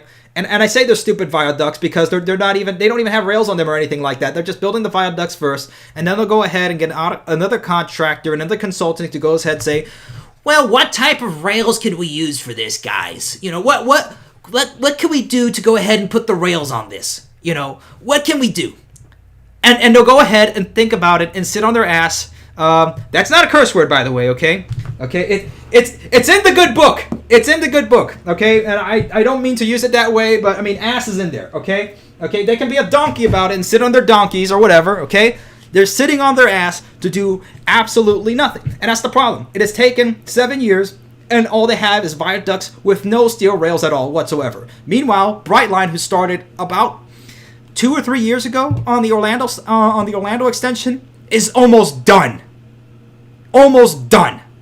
Okay, so it's unacceptable, and I don't. We'll get to this article if you guys want to talk about it, but we'll go to here. So yes, not only will Brightline beat California high-speed rail and making a high-speed rail line, so right in their own backyard.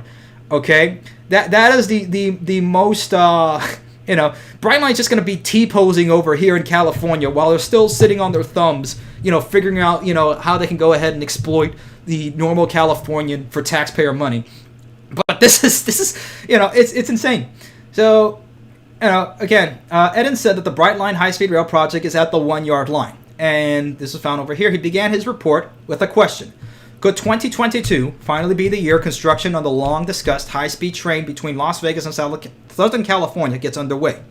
The headline referred to Wes Edens, the CEO of Fortress Investment Group, which owns Brightline West and the original Brightline, the railroad now running in Florida between Miami and West Palm Beach on Florida East Coast Railroad, and building an extension of its line northward to Cocoa and westward to Orlando Airport. Ackers reported, Edens knows this project has been ongoing for more than a decade, okay, when it was originally under Express West, and then they bought Express West and rebranded it as Brightline West.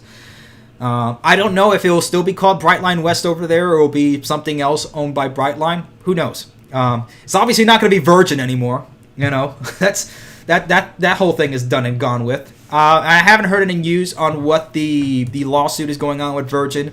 Again, they could be bluffing. They could be going to settle in deliberations. Who knows? We haven't gotten any news of that yet. At least from my perspective. I don't know if you guys have seen any news on that. Edens knows this project has been ongoing for more than a decade, but he said the most significant strides has been made since Brightline came into the mix, getting it close to shovel ready. A train system that was originally thought to be Vegas to Victorville in the middle of the desert is now all the way to LA, and that is a game changer. Before Brightline came involved in 2018, plans only called for a line to run between Apple Valley and Las Vegas, without the segment to Rancho Cucamonga that Brightline West now plans to build. Okay, so you can see over here. So going through, I'm not too familiar with, so Victorville to Palmdale, downtown LA, the Cajon Pass. So they're planning on going ahead and connecting with the LA Metro as well. I believe through the Cajon Pass, and then connecting with the LA Metro over here at downtown LA. So if you lived in downtown LA, you just take the Metro, Cajon Pass, and go all the way straight to Las Vegas without going through the Los Angeles mountains and driving all the way to Victor Valley. So that's really something. So travel time would be 200 for the 235-mile journey would be 2 hours, making the average speed about 115. The top speed would be 180. Could it be faster? Yeah, but 180 is still the fastest train far and ahead here in the United States. There are also plans to build 2 immediate park and ride stations at Hesperia and the previously mentioned Victor Valley station at Apple Valley. Brightline West is not currently contemplating through running on the Metrolink line, historically part of the Santa Fe, but a Metrolink schedule designed to offer a quick connection to Rancho Cucamonga to every train to Las Vegas would give all that line's riders a far more robust service than any regional rail line in Southern California has ever offered. The current Metrolink schedule, which became effective on October 25th, offers 15 trains in each direction, one of which runs express on weekdays, 9 on Saturdays, 7 on Sundays, blah, blah, blah, blah, blah. Okay, excuse me. When the new line enters service, it will fill a gap in the nation's passenger rail that has existed since May of 1997. That's when Amtrak discontinued the Desert Wind, a train that ran between Los Angeles and Salt Lake City that stopped at Las Vegas and connected with the California Zephyr, which still runs between Chicago and the Bay Area. The station in Las Vegas will be located on Las Vegas Boulevard at Warm Springs Road with local bus access to the Strip. Okay, so yeah, the cost of electrifying the line is estimated to be $8 billion, which would be funded with a tax-exempt private activity bond from Nevada and California. Okay, so let's go ahead and just do some calculations over here. All right, so $8 billion divided by there's a 235 miles. Okay, so that's at a cost of $34 million per mile. Okay, $34 million per mile. Whereas I believe the California project at around, I believe, 520 miles. Hold on, sorry. It was estimated to be about $100 billion. So divided by 520. Okay. $192 million per mile. Close to $200 million per mile. Right? Okay. So we divided by what was it? 0.0.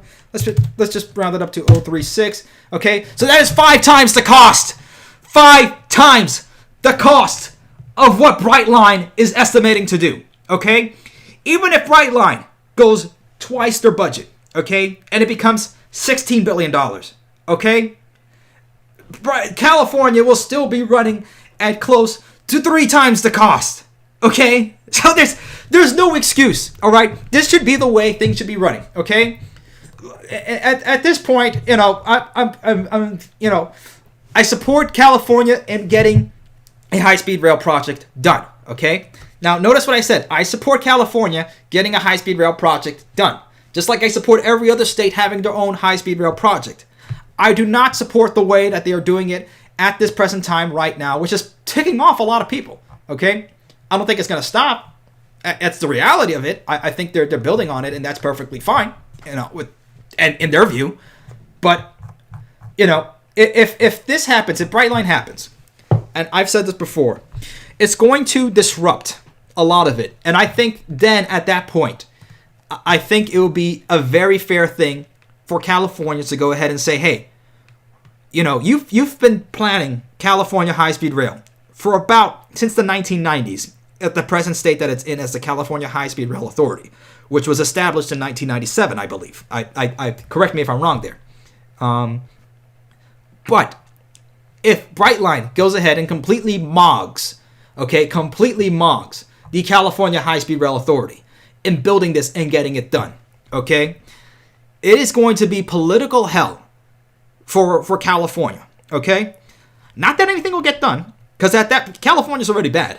But, you know, that's what I think. Anyway, if you guys think differently, let me know. But we'll go ahead and bring other people on board. So Chicago Rail Fan has had his hand up. We'll go ahead and bring him on here. And anybody who has their hand up, we will go ahead and bring them in. I think we'll just go ahead and go with audience questions from here, and we'll talk about Brightline or anything else you guys want to bring up. If there's an article you want to send me or some news, just let me know. We'll go ahead and go over it. All right, so Chicago Rail Fan, you are up.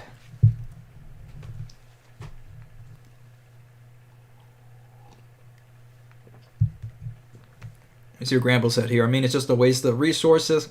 Also, there's a proof of state funding to be another failure. Yeah. That's, you know, just look at the results. That's all I say to people. Look at the results. All right. Chicago Rail Fan, welcome aboard.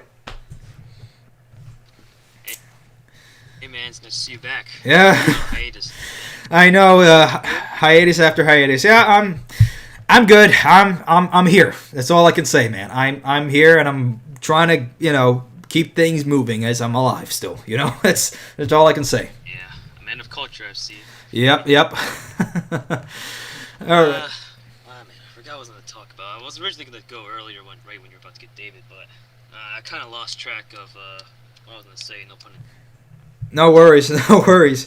I was, if you scroll back to the general chat on Discord, I kind of wanted to get your thoughts on it's like a map of like one of these hypothetical maps for the CTA, you know, like some like new lines and extensions and whatnot. I kind of wanted to get your thoughts on it. It was something similar to like what I mentioned before, of like kind of like making like a net system where like you don't have to go through the downtown to like.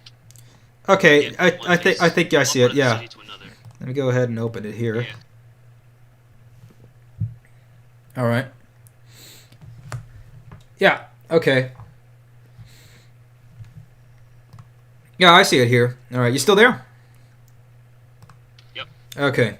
Yeah. So okay, we got it on up over here. Let me just maybe zoom out of. Oh, let me see if I can fix it up over here on the. live stream because we have the chat over here. And I'll probably have to fix up this as well because it's been overdue to go ahead and fix up our thing. We still have the Transport Central thing on there. So, yeah, there's some things I got to fix up. But we'll get there, one thing at a time, right? Yeah, I kind of noticed that while looking at you. I just noticed that now. Yeah, I'm like, oops. Yeah, I don't think the link works. But, yeah. I mean, if you need help with, like, managing, like, stuff around, like, organizing a little bit, like... Yeah, then... You could probably, like, have someone else do it. Like, I know Highcast did most of that, like, when you had T. Yeah, and I don't know if, I can do it, I can get it, but, I mean, yeah, Ruben can also do it. I mean, like, I can do it and all. That's not a big thing for me to learn and go ahead and do that. Like, I just go ahead and put on a poll bot on there. But, yeah, we're going to be going ahead and increasing mods that we have on there and increasing roles, and I made some joke roles and stuff like that, like the homeless squatter in the station and stuff. But I'm just messing around with it and seeing what I got. I mean, I've been using computers since Windows 95, so and stuff before then. I mean, if you need any help with it, you can ask me for anything, because I kind of know how to like organize a Discord server. Yeah, not a problem. Yeah, it's definitely something I don't have a grasp on yet, but it's definitely I can see it and I can see how easy it is. So yeah, let's talk about this here, man. All right, so talk to me. Hold on. All right, so you can still hear me, right? Absolutely, loud and clear. All right. Let's see. One thing I've noticed in this one was the new line where it says Air Connect, where it goes from like O'Hare Airport to Midway Airport. I found that one out of all these lines the most interesting, since that one's the whole purpose was to link O'Hare to Midway. Right. Yeah, and I can see that also. Yeah. No, I'm sorry. Just to just make a point here. Connecting here with the blue line over here. If it connects over here through the O'Hare transfer as well over here, you have yourself an outward connection here through the suburbs of Chicago to go ahead and connect in through the center. So that's definitely very interesting. I mean, a little modification I would make personally is that make it go directly towards the terminals, because the O'Hare transfer station is a pretty long distance away from the airport itself. I believe they extended the airport monorail system towards the station, which is the North Central service, which I'm pretty sure Ruben's familiar with since he said he got there. Yeah. Got to Chicago. Man, it feels so long ago, yeah, because I met Ruben on there with Holly and everybody else there at that point. And I've gone through Chicago a couple of times through layovers and stuff like that, but I haven't really ridden on the monorail as much. So... Nah, neither have I. Yeah. But also what I found pretty interesting also was the extension on the blue line beyond O'Hare Airport towards like Schaumburg. Yeah. Like I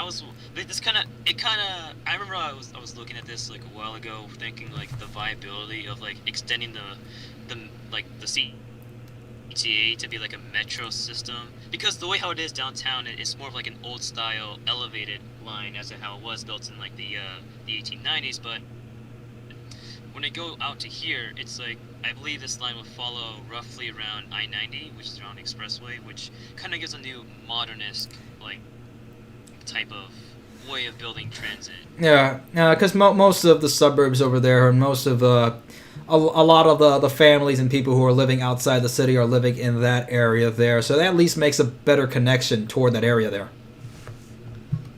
My question is though, is it like a viable option for us to do, because this is like going to the suburbs, and the suburbs are kind of sprawling. I don't know how much ever since the early 2000s. But I'm a little skeptical on it. That's understandable. It's like a hypothetical. Right, and I think it's definitely an option to have in terms of a list of priorities. If, let's say, I was the head of CTA, or at least, let's say I became dictator of the Midwest or something like that. You never know. But anyway, probably not going to happen. But anyway, if I had a choice of what to do, fix what we have first. Like Star Force, earlier caller said, I think fixing with what we have over here and just little things that don't cost that much, or shouldn't cost that much at least, fixing scheduling, fixing the equipment that we have on there, upgrading what is available now, and then building out from there is what the priority list should be.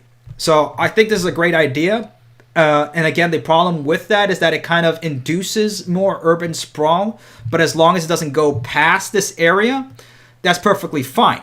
And honestly, the reason we're only going past that area, why people are living over here, is because this center area over here in Chicago has become so expensive, so crime-ridden, that people don't want to live there. You know, most normal people with families, you know, there's a carrot and stick to a lot of the suburbanization in the United States. The carrot is... I agree on that. Yeah.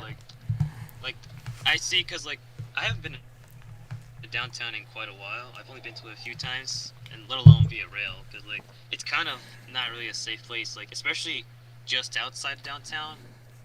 Like, that's where, like, the crime kind of occurs around the most.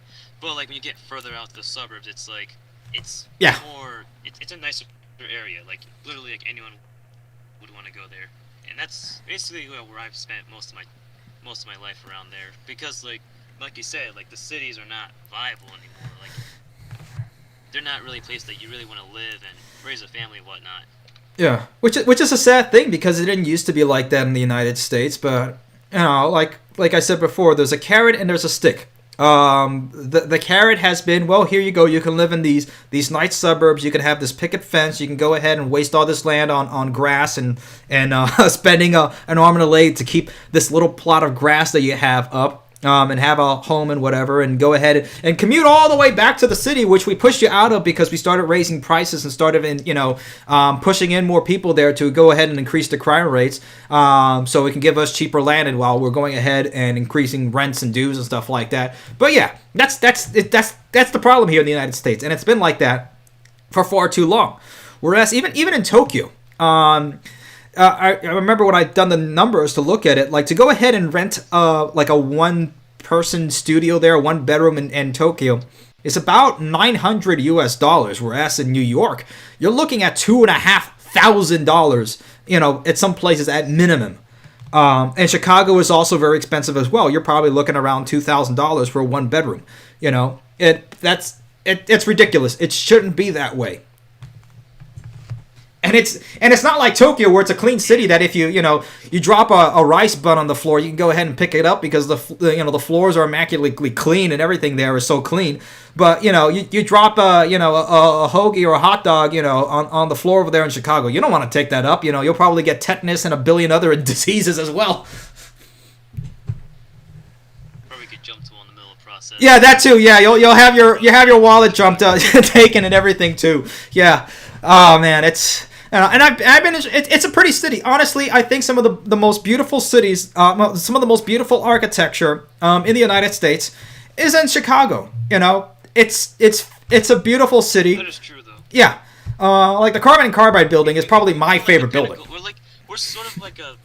I don't know if we'd say the pinnacle of ingenuity, but we have had like a bunch of like more architectural like. Greatness, I'd say. Yeah, I'll give you. Also the ingenuity, though, because let alone remember we reversed the flow of the river. Yeah. If we can do that, we can kind of we also lift buildings up with little jacks. So if we can do that, we could probably figure out how to deal with our current problems. Yeah, like for example, let me just put it over here while we're looking at it. Yeah. This is my favorite building over here in Chicago, the Carbide and Carbon building. I mean, that just looks insane with that gold leaf all over on there on the bottom and everything like that, and on the top. I mean, and the inlets of the structures and everything on there, and the sculptures. It just looks fantastic. I mean, that is just like and it's just sad that all this that they have in Chicago, and it's just completely being wasted away because of all the corruption in there, which is they call it the Windy City because of all the politicians. It's just a whole bunch of windbags after wind. Even the current mayor looks like Sid the Sloth out of Ice Age. They call him Mayor Beetlejuice. Or Beetlejuice, yeah.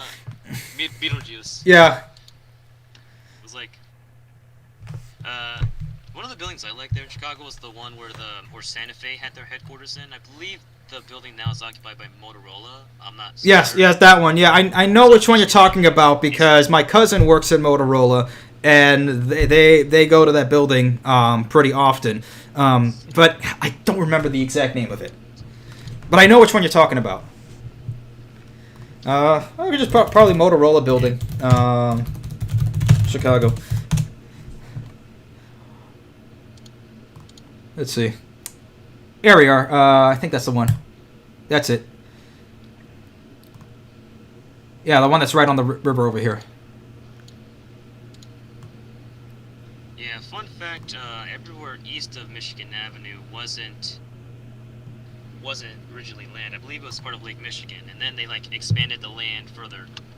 Yeah. So I mean, yeah, yeah, because I remember going on tours of Chicago and seeing that. I mean, it's just fantastic. Yeah, here's the building that you're talking about. That used to be the old Santa Fe headquarters there. Yeah. Hold on, it's a little delayed on YouTube. Give it a few seconds.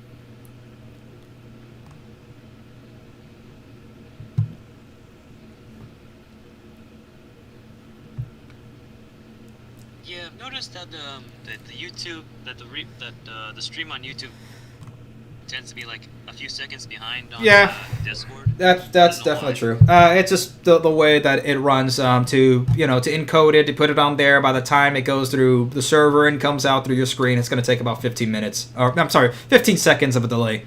And let me see, keyframe frequency. Yeah, 4 seconds or less. Yeah. So yeah. I think they used the font used in the Motorola is the same as Santa Fe. I'm not sure. It kind of looks a little familiar, but yeah. Yeah, it's the same as the Santa Fe building. Yeah, you can see sort of the, let's see, view the file over here. Yeah, this is how it was originally there. Yeah. And then you can see over there, you can see the Sears Tower back there and everything like that. Yeah, and it's just quite sad that, American cities are just falling apart, which is why I put back on the little dark age back on Odyssey, because, that video blew up more than I thought it was going to be. Honestly, I didn't expect it to get 200,000 views. Because it shows something to people that, we had something beautiful here in this country. We had something, and then it's just completely falling apart. We're just living in the ruins of it. But, yeah, any last words, man? Not really, man. Stay strong, man. All right. These tough times. Yeah, I know. Appreciate it. You too, man. Mitchell, you can't go again. Yeah, everybody one at a time, okay? One at a time. I appreciate you for coming on, man. Take care. You heard the conductor. All right. So we'll go ahead and let's see if we can go through everybody in the audience over here. All right. Let's go next. Ivan I think the rest of the name has just come out. But yeah, invited to speak, and then we'll go through the rest of everybody over here. Ivan, the PRT and transportation guy. You have been invited to come on board. Okay, and there is no delay in Discord, guys. So if you get invited on here, it's basically instant. So if you're not on there, we'll give it about a minute. We're gonna start doing that, implementing that. I know I say that, and that never happens, but hey, it's what it is. All right, Ivan, you are on board. Welcome aboard. Hi, Dimitri. Thank you for having me on. Absolutely. I've been trying to figure things out with Discord, and and have been on the YouTube stream and the chat. Yeah, well, so. I feel you, man. I'm figuring things out too. But welcome into Discord. Welcome to the server. Well, thank you. Well, I'm in Southern California, and I live in Victorville area. Actually, Penny Hills, which is about 30 minutes west of Victorville. All right. And I go through Victorville and the Collin Pass and stuff like that all the time, as well as at Barstow, Las Vegas on a semi-regular basis. So it's like I'm traveling basically most of the route where Brightline's going to be. Yeah. West is supposed to be ending up. It's kind of interesting that they picked Rancho Cucamonga. Yeah, it's a little bit closer, but they could easily have gotten it down into the San Bernardino Union Station a lot easier. There's already trackage already going there, and Metric also stops there as well. So I mean, it's not really a big deal on distance. They're going to have to do a lot of construction to get to the Metrolink station in Rancho Cucamonga. Yeah.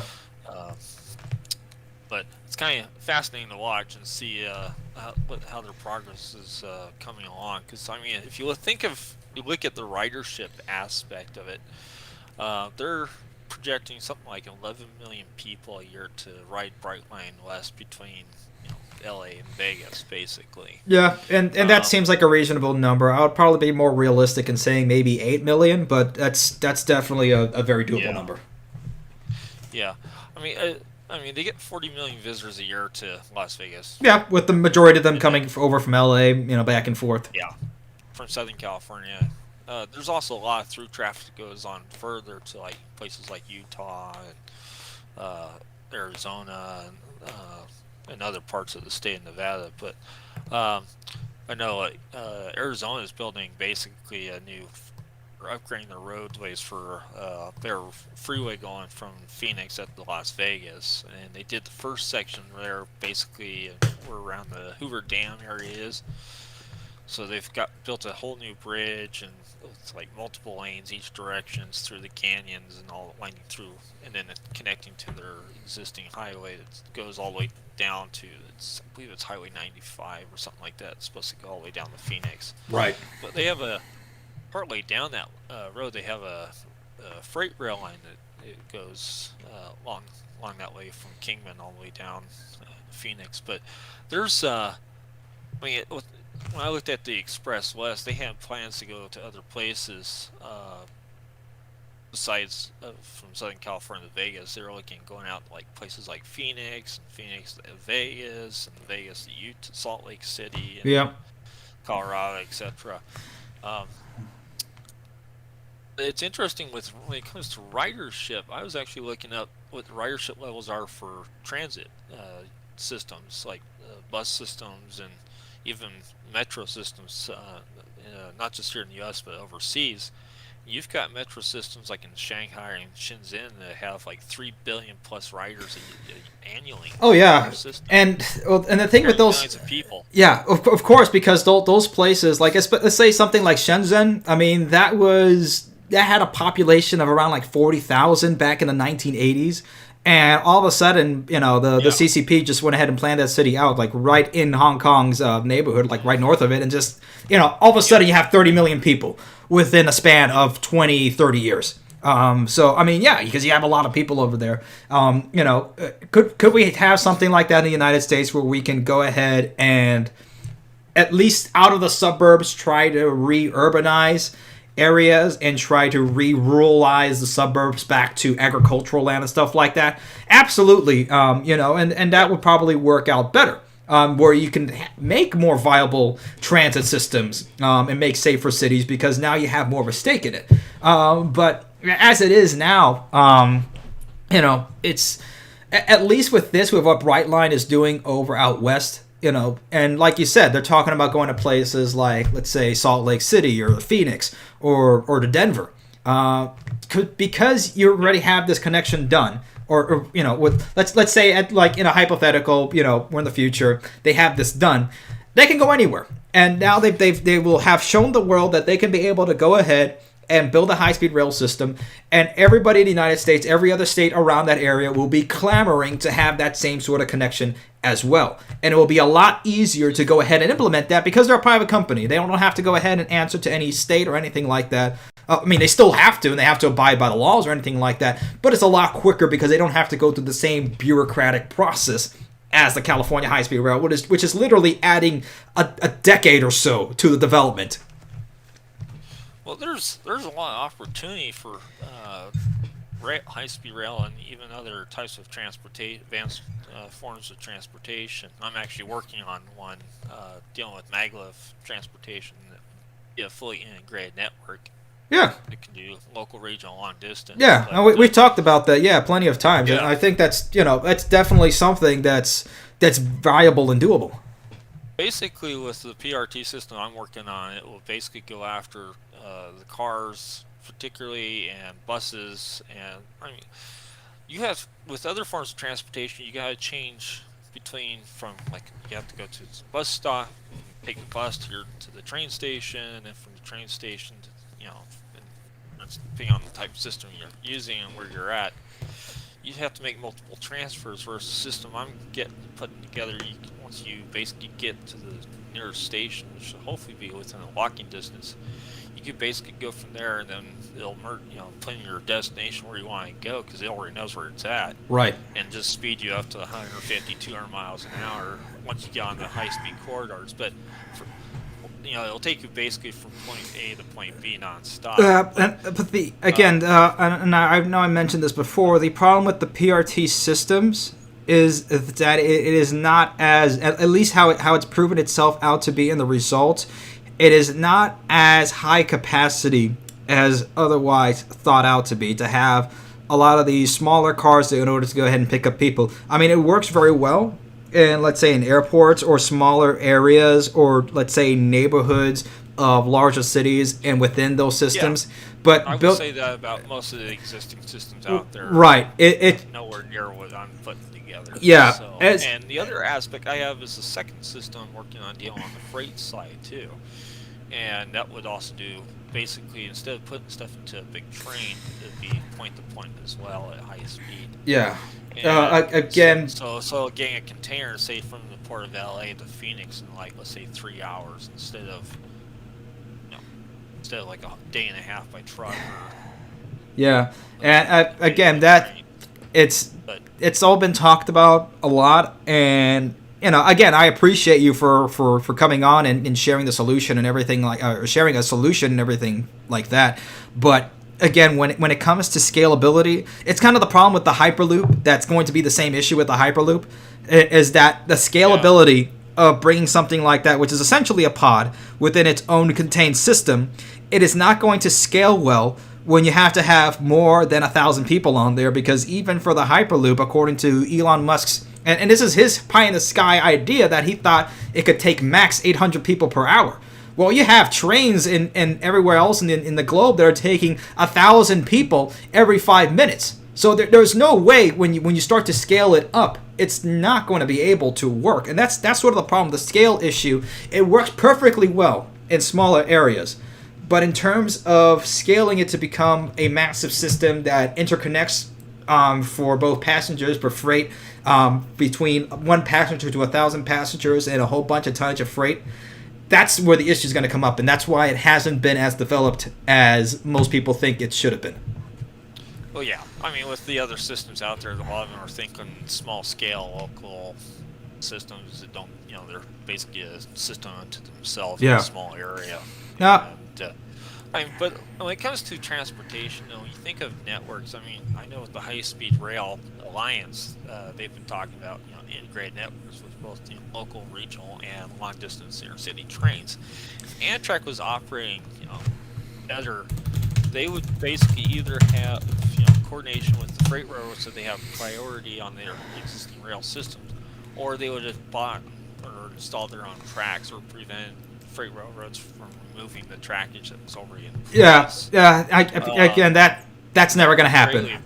Yeah, that's never going to happen. I mean, Amtrak is not going to get any faster than what the freight railroads allow it to go. Yeah. And the only way it'll be able to is if it either buys existing rails that the freight railroads are not going to run on, dedicated passenger rail track, or building a whole new, right of way like what Brightline's doing. In here in the U.S. Yeah. But they don't have the money, nor do they have the political will and stuff behind them to really. It's a lot less to do with the money, because I mean every single state and local municipality has a lot of access to money. I mean, they could, if the United States wanted to, and all of a sudden some sort of brain virus were to figure themselves out and get them to work on this stuff with the political will, believe me, it would happen, without a doubt. That's the issue, is that there's no political clout, there's no political will, and there was just so much corruption that because the political system as a whole in the United States is run as, take it one day at a time and just keep everything as the status quo, nothing like that will happen. There's not going to be no big moves. But anyway, man. All right. It's interesting. I lived in China, Tianjin, when they were doing the construction of the first high-speed rail line from Beijing to Tianjin, and that was quite interesting to watch. And I took a trip prior to that on train from Shanghai to Beijing, and that was like an 18-hour trip. Yeah. Overnight, practically. And now you can just do it in a couple hours. Yeah, in the newer like high-speed 7 or 8 hours. Yeah, Shanghai to Beijing. It's insane. You know, they Seattle is moved. dealing with building out their transit with the streetcar or the light rail system they're building out is quite fascinating. Yeah. Because I used to live up there too at one point for a couple of years and worked in Seattle, lived on the east side, and had to make that trip at least a couple of times a week. And traffic's terrible because you can't get off of the freeway like you can in Southern California and just detour around the traffic. Yeah. But with a good transit system, Seattle is really good with their bus system. But yeah, when they put this new light rail system, I put a lot of thought into it. But I'm pretty much done. So yeah, no worries. Anyway, appreciate you coming on, man. No, of course, thank you, and I hope things are doing better for you. I honestly do, man. Oh, thank you so much. Hey, yeah, we'll talk soon. Not a problem. Take care. Take care. You too. Bye-bye. Alrighty. Yeah. So let's go to the comments a little bit before we move on to the final callers.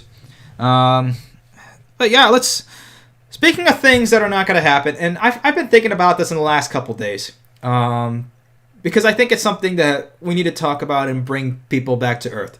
You know, I'm not trying to make it something that's like we need to talk. But this, you guys very well know this map. We have seen it for years. We've talked about it. We've loved on it.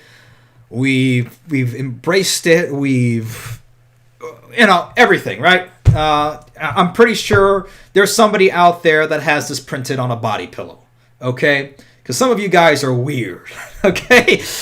Again, let's be honest, all right? We like trains. We're weird, okay? But I know one of you out there has this printed out on a body pillow and sleeps with it every night, okay? But let's be honest. Let's be quite honest here. This is never going to happen, okay? And I've been thinking about it, and I have a lot of thoughts that I put out in like a brainwave, just a brain dump, like in 5 minutes. And I think this could be something that could be done in a pretty quick video, okay? That this is never going to happen. You're gonna have points like, let's say, here in Florida, okay? You're gonna have points connected over to here, maybe up to Atlanta, but then that's it, okay? But you're not going to have a large federalized system that's going to connect this. I don't know. Again, I hope I'm wrong, okay? But that's the problem. The thing is that when I'm right, unfortunately, that this is never going to happen, at least in our lifetime, okay? And if it does happen, it's going to be a mishmash of systems, or maybe just disconnected systems, because you just never know if, places in the United States start to secede from each other or start to break apart, and you have, let's say, the Southeast doesn't want to connect with the Southwest or something like that, or there's just a big giant wall just walling off California as, diesel trucks and pipes just start busting in water into it to drown it down and finally get rid of it. No offense to anybody in California, but we joke. That's what makes things fun over here. But let's be honest. And Alfred, I've talked to Alfred. He's an acquaintance, and I've talked to him years ago, and and he's on Facebook and everything like that. And this is great and all, but the problem is that And I know last year, Zoomers have talked about this and have wanted this and stuff like that, but it's unfortunately, again, let me put it in more succinct terms.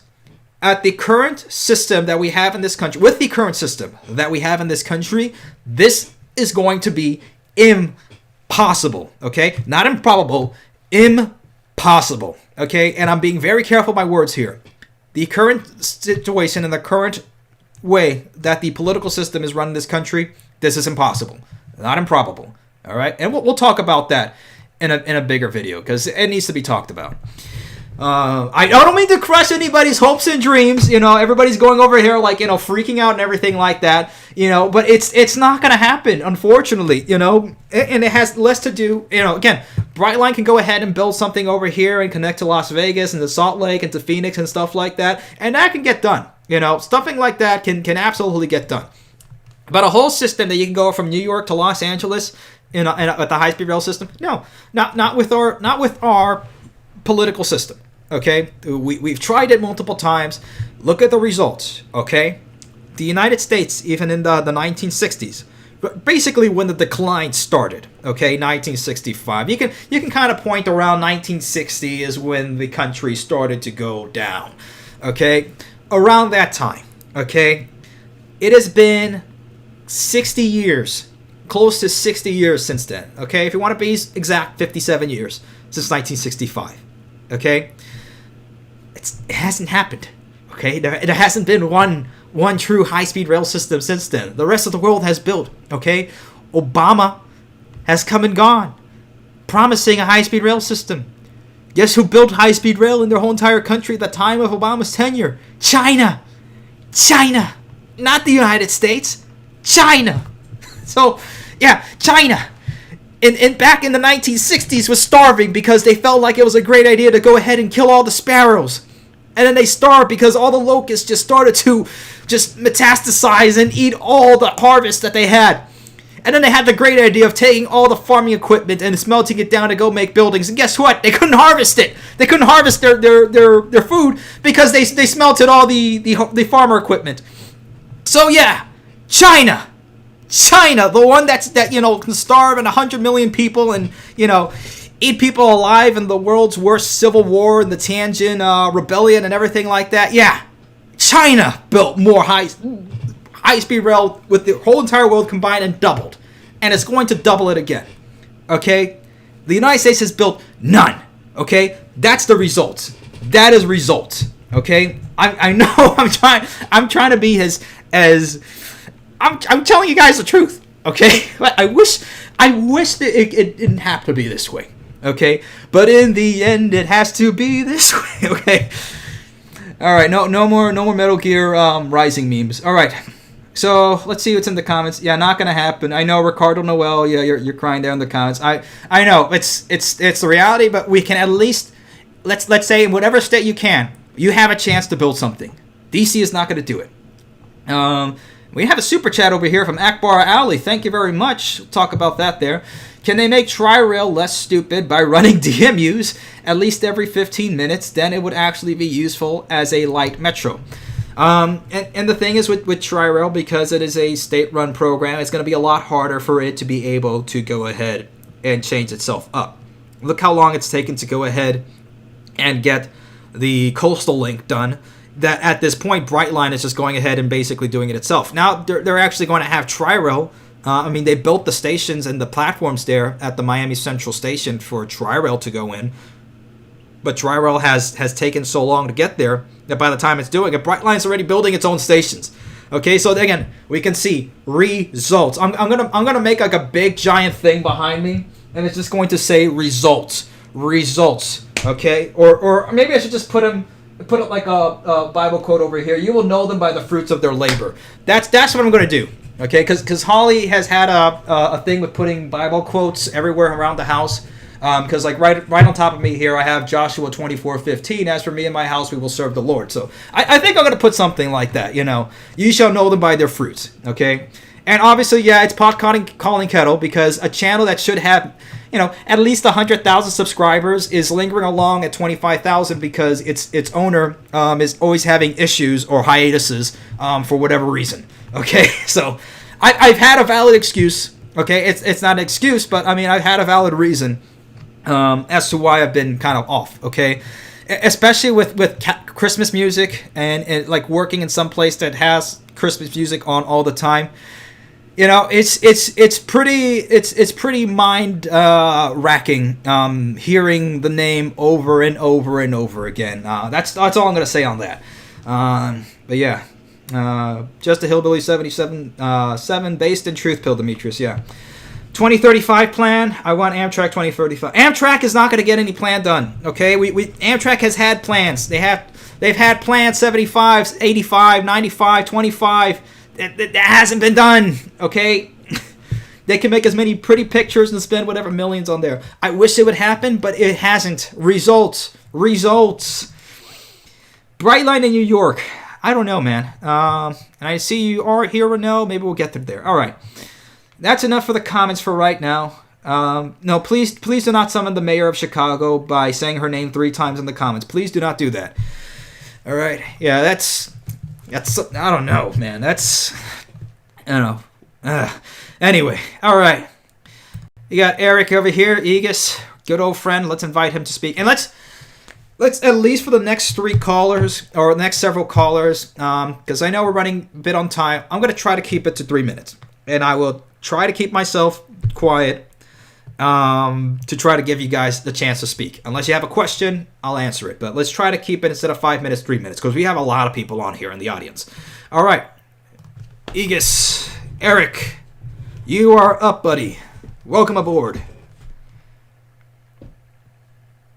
All right, and then we'll give it a minute for everybody to get on here. I know a minute is a little. Now let's give it 30 seconds. Okay, there we are. Perfect. Right on time. Welcome aboard, man.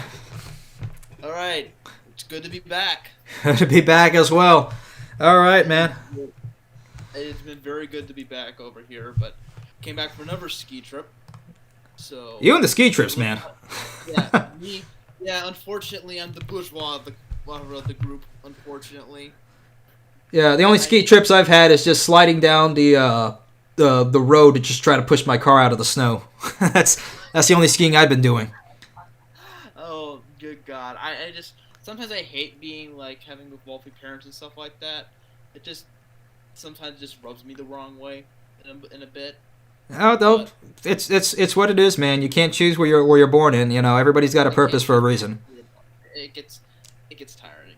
But given that, like I say about, let's say, like I've been currently in AP Gov, and I've been discussing these things with, like, say, like with bureaucracy and stuff like that. Like, I begin to realize that we need to start streamlining things, but we also don't want to go back to, say, like John Stossel saying that, oh, because government is bad, bad, everything private good. Like, we saw that what happened in 08. Yeah. Let's just speak. No, go ahead, finish up, unless that was the question. No, because if you look at, say, like the American, say, like how we look at it's not what we're not that we're funding it. It's because we're too decentralized. It needs to be a lot more centralized. We need to basically consolidate, not power, but streamline all that bureaucracy into like one form to make sure it's not too quick, but quick enough that we can start pumping projects out that reasonable amount of time.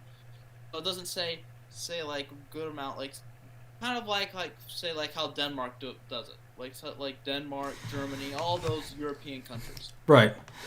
It's like I've been studying like with like the Kraut videos I'm recommending, like a bunch of you guys will put some out in the chat about how Denmark, but it's kind of like in terms of like how we are funding our projects.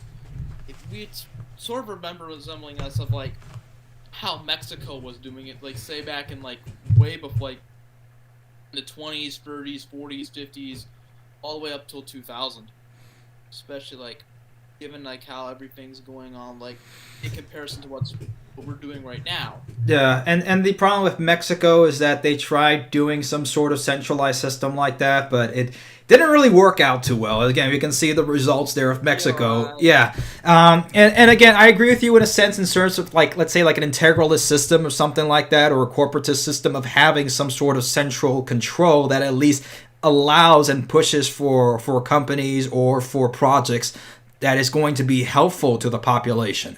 And you know, and I get what you're saying in AP Gov. That was an easy 5 for me, by the way, back in high school. But I mean, again, when you learn of how the way the country works, again, it wasn't ever meant to be such a cluster of a bureaucratic mess. At least the way that the framers put it out to be, which is why in the 10th Amendment they relegated most of the powers to the state, not to the federal government, to have at least a centralized and localized area. Because at least with different states, because they understood that the country as a whole, I mean, you look at the map over here, and I've kept it up for that very reason, it's a massive place. It's a lot larger than Denmark or Germany. But at least we say, let's say, compared to something like China, which is an also large country, I mean, in the sense, it's what they're working on. Yeah, it's a communist system, and obviously there's a lot of terrible things with communism, but there's a lot of elements that they've done themselves that is very much closer to an old-style imperialist Chinese or imperial Chinese system. That is, it's very much, Yeah, it's not. That's big state, little society. Yeah. Big state, which basically we're kind of in the middle. It's not doing well. Yeah, and that's the problem with the American system. It's very much a corporatocracy.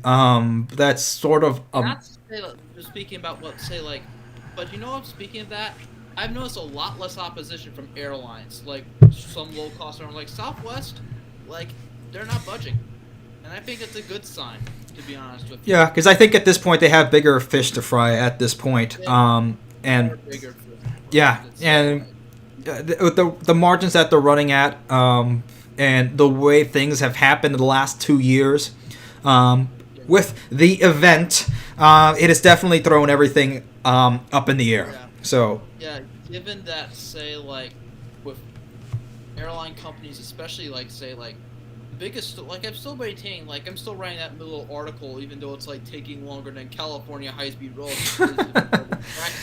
Yeah. And I know, and I've said before, you know, about putting up the medium and stuff like that. And I've looked through it this week to make sure it's still up there and everything. So yeah, it's definitely something we can do through Discord. Especially say like with what the American Rail Club is, to say like not talking about going back to say like all that upper stuff with like what's going on with like. Sorry to interrupt, Eric, but last word since we gone a bit over time. So, given that with Russia, like I've actually been monitoring like Russian stuff like that, like especially from like India and stuff like that. I've been noticing, but in my opinion, this is a little bit off topic, but they're not going to invade because there's a bunch of boatload of reasons. Like this is getting overblown by the media.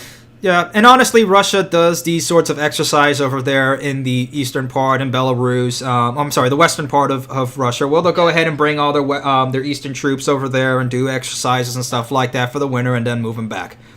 Yes, they brought in a lot more troops than they usually do, but the way that NATO is, with the way NATO is posturing itself, they're obvious. Our side unfortunately is obviously pushing for more of a war. First Able Archer 83, if you know what I mean. Yeah. I've been getting a lot of parallels between that and like I can show you some links. In fact, I'm gonna show them to you now, especially about from the Rondell Foundation. Yeah, I can look at it afterwards, man. But I agree with you on that point. But I appreciate you coming on board, man. But I've also looked in the comments about lobbying against TCR. I don't think if you can show me some more of the proof about that, have big high doubts. They're not this. It's not like you just got out of deregulation from the 80s. Yeah. With the CAB. I would say there isn't lobbying against it, but there's definitely a lot of people and a lot of top individuals that have how would I put this? They obviously have an agenda, and they obviously have a conflict of interests that definitely goes against the interests of TCR and, frankly, the people of Texas. So that is definitely something there, and we can talk about that. There's something like that, but here's the problem. But again, they are not. Again, that ship has sailed because Southwest they have a lot more. They can serve a lot more countries. Who cares if the service is and that's definitely something. But anyway, Eric, thank you for coming on, man. I appreciate it. It's a pleasure as always, and I hope you come back, say whatever the time the next stream is. Absolutely. And all right. That's the problem with Sunday streams, that everybody's got school and work, which I work on a differentiated schedule. But anyway, appreciate you for coming on, man. All right. See you in like 2 to 3 weeks. No, we'll try again next week. All right. We'll try to make this weekly again. All right. Take care, man. All right. Ciao. All right. Whew, we got a lot of callers over here. Okay. So, but let me just say something real clearly on Texas, real quick. Okay, because we have somebody in the comments saying Southwest is actively lobbying against TCR. Ned, if you have any article or something to that would be pretty interesting to go ahead and see, because the last time I checked, Southwest has been kind of mum on the whole subject. But if you definitely have something about that, let me know. But yeah, you can see on this map over here, there's some things, that haven't gone to fruition. Like we're just getting Dallas straight to Houston directly, not going through the hellhole that is Austin. But anyway, yeah. So that's definitely something that can happen. But let's talk about. Let me see. Ben Lehman, as we talked about before. And let me bring up his bio, because I've done a little bit more digging into Ben Lehman, as he is currently state rep, District 13, and he puts himself as a conservative. And again, yeah, I am very conservative. I'm probably far more conservative than most conservatives. In fact, probably uncomfortably conservative for 90% of conservatives. That's why I don't talk about politics or my personal politics on here. I'll leave a little hints here and there, but I'm not going to talk about it that much. But yeah, look, and here's the thing. Let's go to his bio. Okay. And let's go ahead and say it over here. And again, it is nothing. And when I say, I'm not going to say it's not personal or anything like that, because it is personal when, you know, people go against something that will personally affect people. Okay, I really hate that term. It's not personal. No, it is personal. Okay, but we're gonna go ahead, and again, it's not to attack him or anything like that, but it's to just go ahead and show a bigger aspect of the problem in a deep dive. Okay, so Ben's bio. Okay, and let me just let's bring for perspective. Okay, I want to go ahead and let you guys know a little bit about something. Okay, since we had somebody who was on the call talking about that he was you know, bourgeois or something like that, or at least, you know, coming from a more, you know, upper class family. Okay, there's nothing wrong with that, and you know, if power is used correctly, absolutely, that's perfectly fine. Okay, but I want to bring things in perspective over here. Okay, so let's bring his Wikipedia page over here. All right, Ben Lehman was born on January the 31st in 1976. Okay, he is currently 46 years old. Okay, so he's a Gen Xer, right? All right, and he's got a family, 4 children, and according to the bio, he's a Catholic. Okay, all right, that's perfectly fine. I'm a Catholic too. I'm pretty sure he maybe goes to a Novus Ordo church, which I have problems with the Novus Ordo in Vatican II myself. But hey, I'm not going to talk about that much. All right, so just the first sentence, guys. All right, let's just go through this so you can put things in perspective. Ben began his successful business career when he co-founded an oil and gas equipment company in 1997. All right, let's go back to this. He was born in 1976. All right, I'm going to do things very clearly and very calculatively, hence the calculator, to go ahead and say a couple things. Again, I can do this in my head, but I'm just showing you guys for the cameras and for everybody else. 1997 minus 1976 is 21. All right? In the 90s, right? To go ahead and build an oil and gas equipment manufacturing company that you co-founded and became CEO of Merrimack Manufacturing Incorporated in your early 20s is a fantastic feat. That is perfectly great. However, it also signifies that you did not just come out from your bootstraps, okay? And I'm sick and tired of hearing conservatives going ahead and talking about how they're bootstraps and conservative and stuff like that, okay? And I've talked with my best friend about this as well. And we talked about this because I'm really sick and tired of hearing people that, oh, you can do it and everything like that. Because that's probably one of the biggest lies in this country, that you can come from nothing and just do something magically like that, okay? It's not a movie. Yes, you can, but it is extremely hard. And not everybody in this country can become a millionaire, okay? So he obviously came from a pretty well-to-do family, okay? And he had a small loan of $1 million, right? You remember hearing that from Donald Trump, right? And everybody made fun of that comment. And I understood, you know, why. You know, I didn't really care about it that much because I completely despised the other politicians on the other side. Not that I personally hated them, but I despised what they stood for.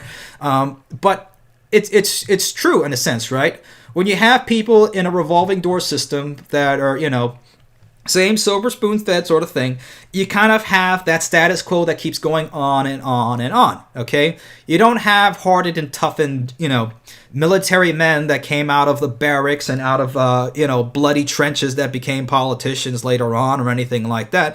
You know, not to, you know, to say or judge anybody's military career or anything like that, but a lot of the generals right now are just sitting in the Pentagon. They're not going out like a General Patton and going out there in the mud, in the trenches, you know, out on their tanks to go ahead and do stuff. No.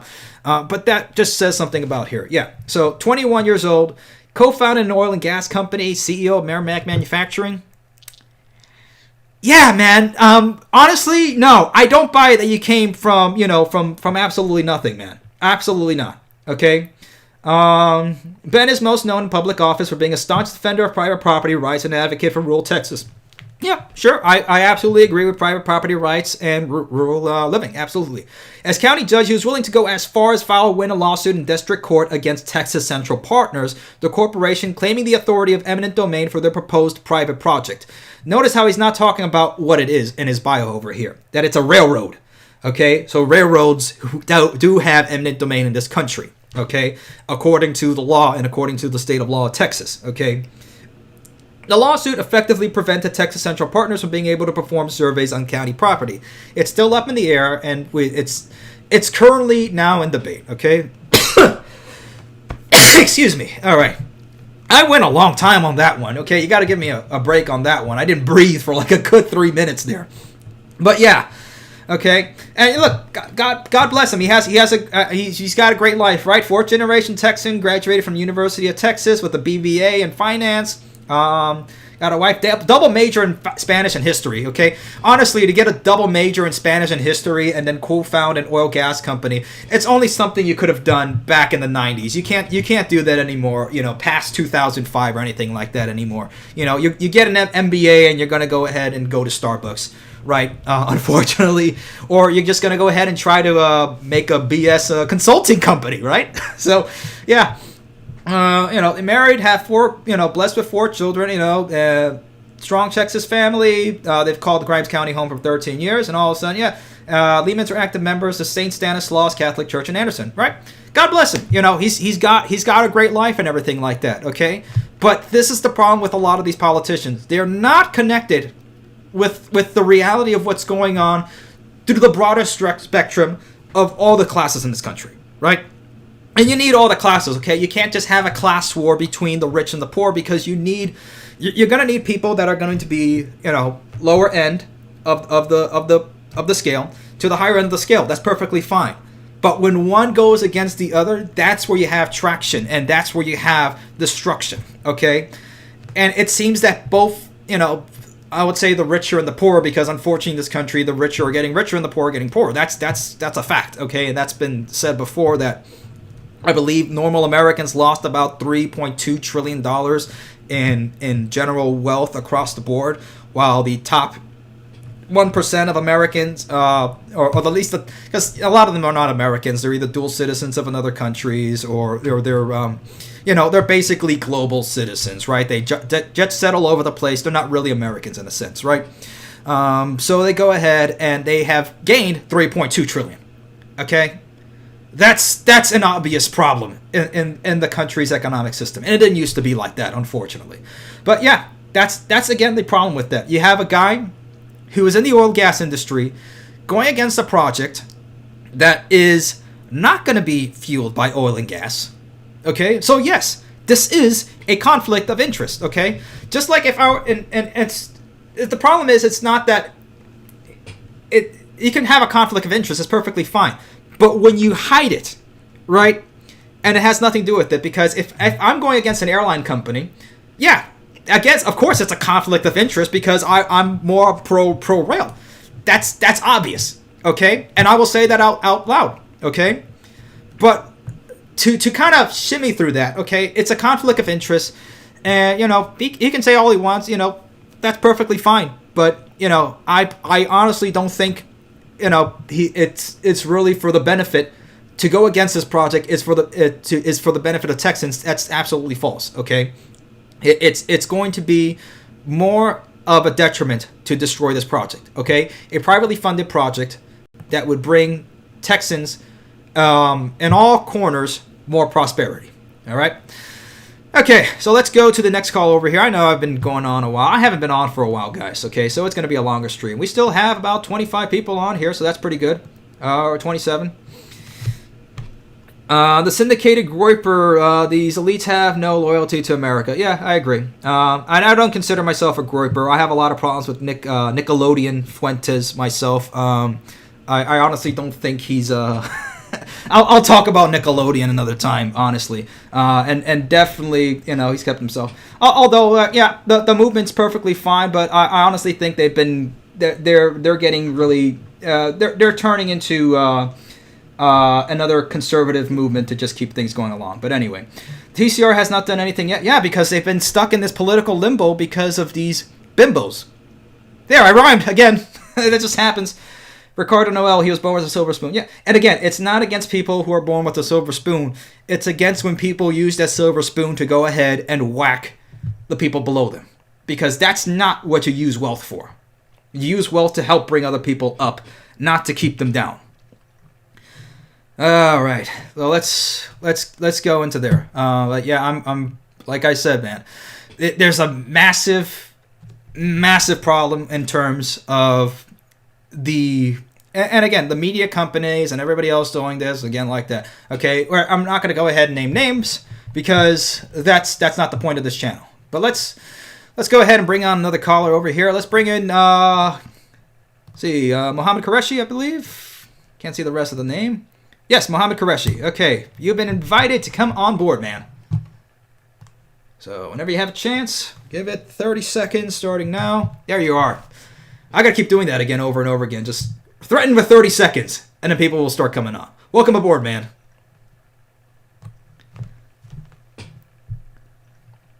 You there? I think you have your mic muted. Mohammed, you are on.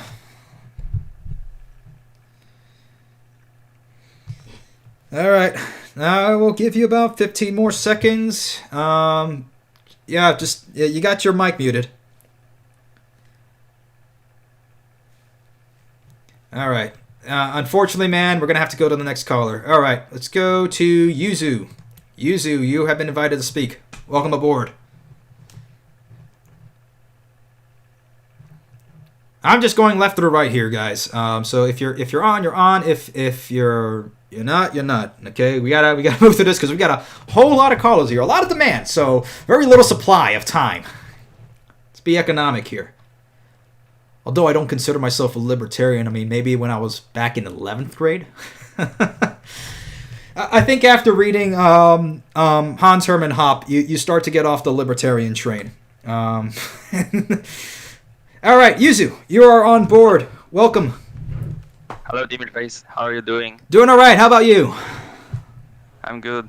My question is, do you think that Amtrak needs a AR-style privatization, which is partition Amtrak into region companies and privatize those companies?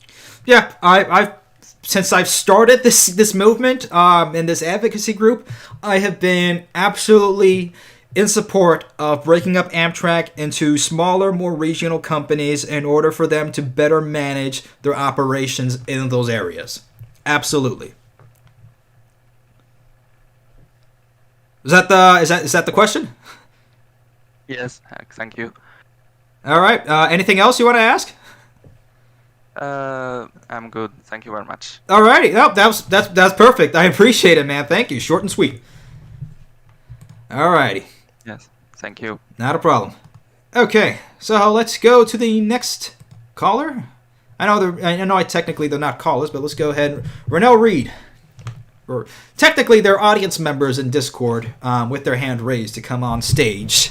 On the internet stage. The Discord stage, you know what it is. All right. Oh god, I'm turning into a millennial boomer myself. Renell Reed, you have been invited to come on board. Got about 15 seconds from here before we go to the next guy. At least we're moving on. Yuzu, that was probably the most succinct caller I have had ever. Perfect, straight, sweet, to the point. Renell Reed going once. There we are. Renell, welcome aboard. Renell, you got your mic muted according to here. Give you another 15 seconds to get your stuff in order over here. You hear me? I can hear you now, loud and clear. Welcome aboard, man. Renell, you're there. You hear me? I can hear you loud and clear, man. Me? I can hear you. There we go. How's it going? Hey, how are you? Long time no see. Hope you're doing well.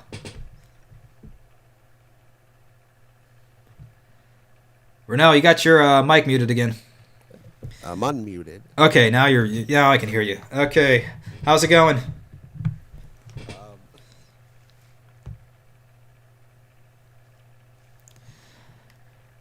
All right, Ronell. Unfortunately, if you can't get... You hear me? Okay, I can hear you now, man. If that happens again, I'm going to have to go to the next caller, man. I can't hear you. Okay. All right. Unfortunately, Ronell, we're going to have to go to the next caller. We'll maybe next live stream we'll get you on here, man. All right. So Crowbar K is up next, and I believe that will be our final person in the audience. We've had to go ahead and go through a lot here. Crowbar K, you've been invited to come on board. 15 seconds. Come on. Time is ticking. The conductor cannot wait. I gotta bring myself a pocket watch or something like that. All right, come on. We got 5 seconds. 5, 4, 3. I'll give you another 5. Time extended.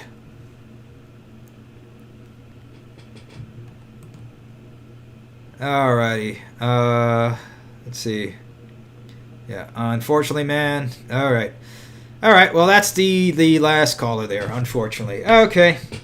Well, then, everybody, that's the end of our calls for right now. Yeah, we can do... Let's see. We can do one more thing over here, guys. What else can we talk about? I think everybody wanted to talk... Let's see what we had on our little... poll over here. I think the last thing people wanted to talk about, let me see. We talked about California a good bit. We'll talk about Union Pacific. All right, let's talk about Union Pacific and what's going on there, and we'll call that a day. It's not Union Pacific's fault.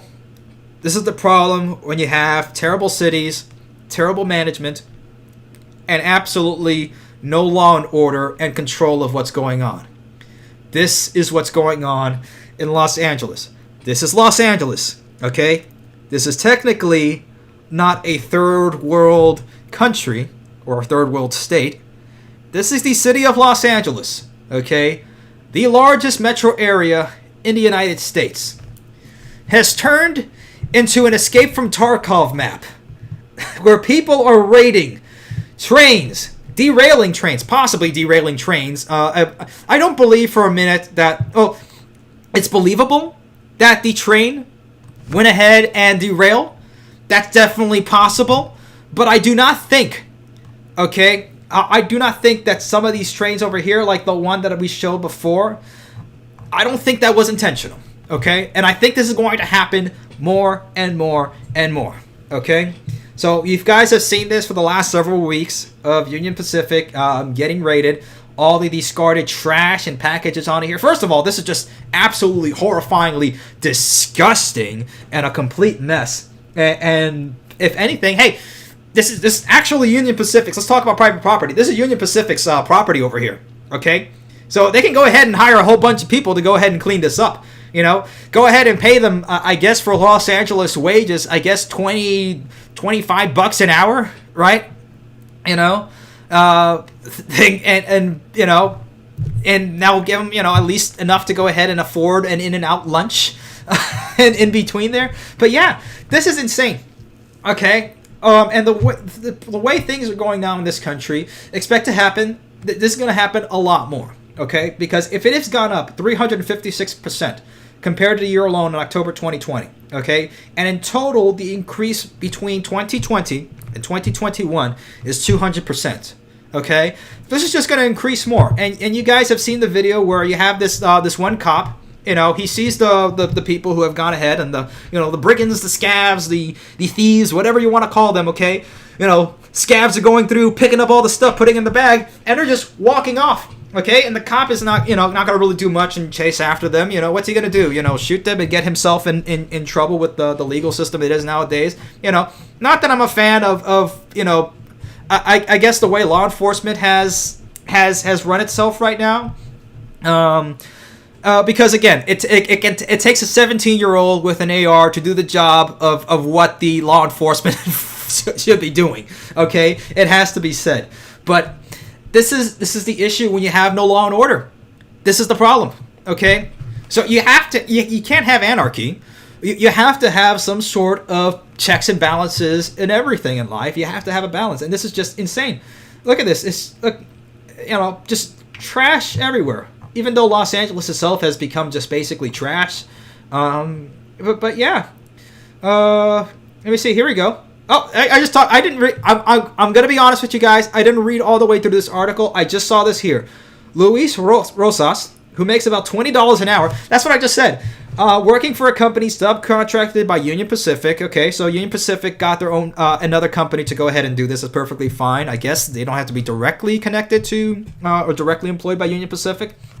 To salvage items from the tracks in Los Angeles, said thieves used bolt cutters to break the locks on the containers and load up vans and trucks with stolen merchandise.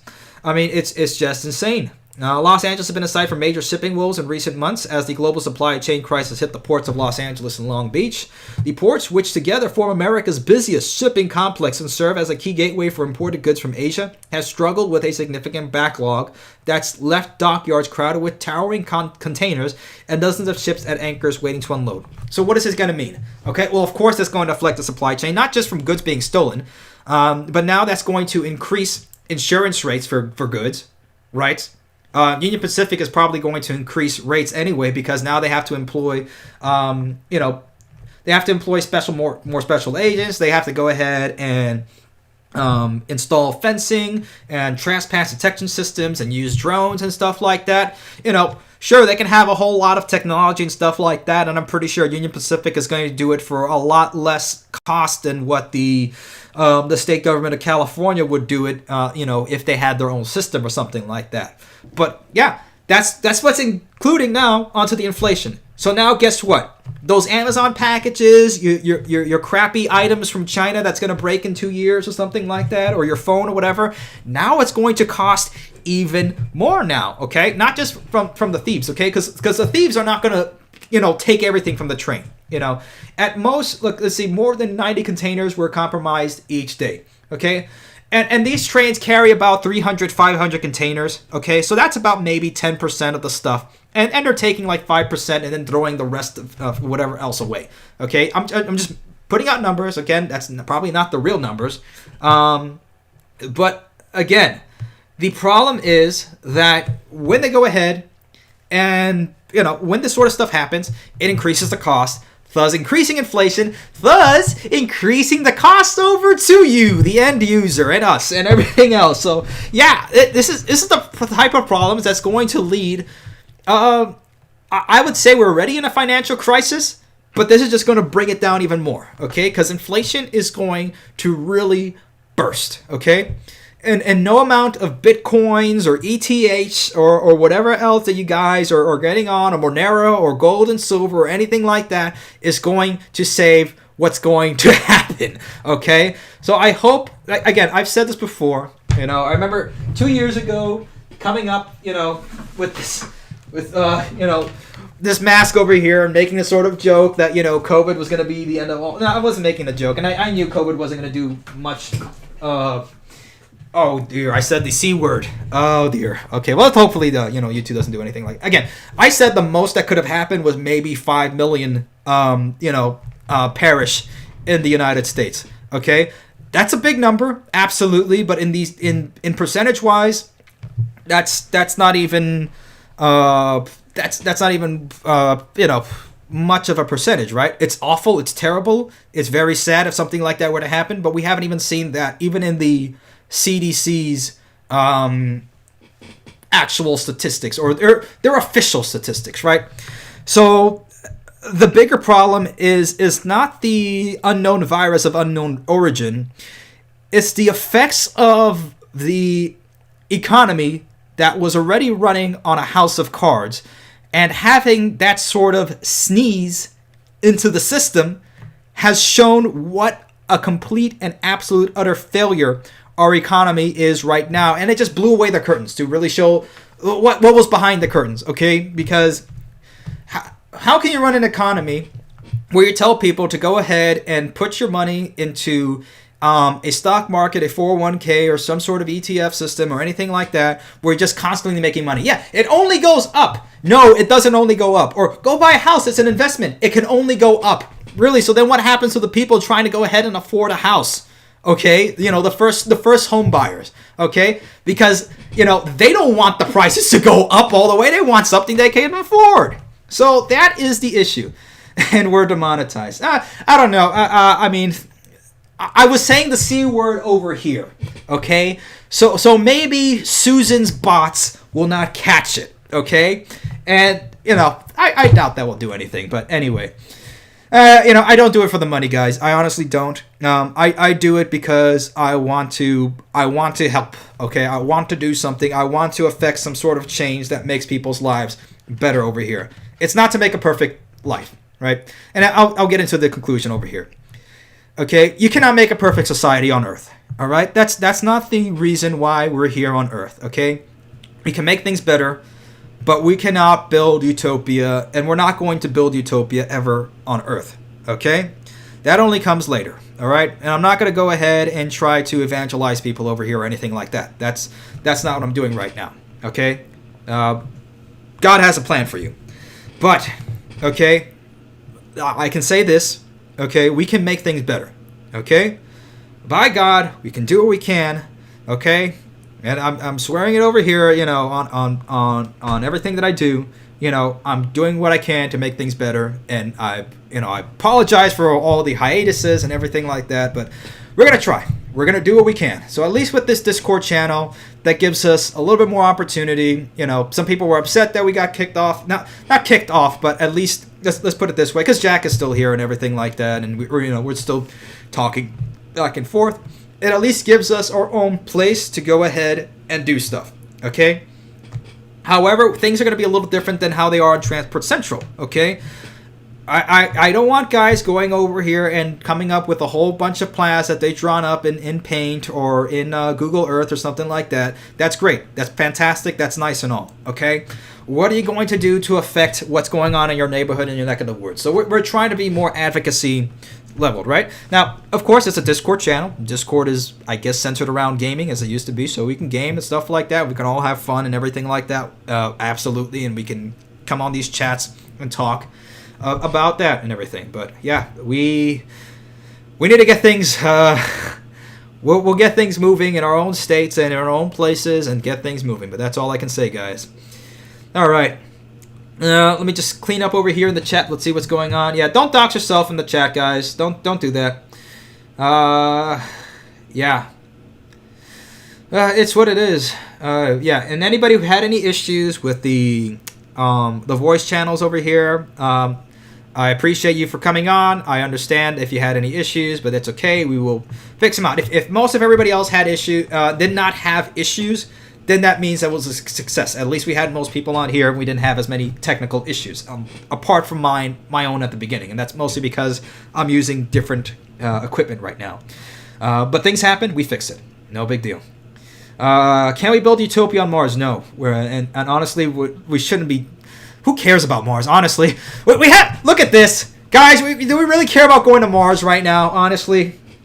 What is there an escape to? Okay, it's funny because I talked about Elysium. Okay, you're not going to go to Mars. Okay, they're not going to take the poor people to Mars. Okay, they're only going to take the people that can go to Elysium and live forever in their wicked utopia there or something like that. I don't know. That's a good movie though. I keep saying that. I've watched that years ago. Go watch Elysium. Okay, not that it's I'm not a fan of what's his face.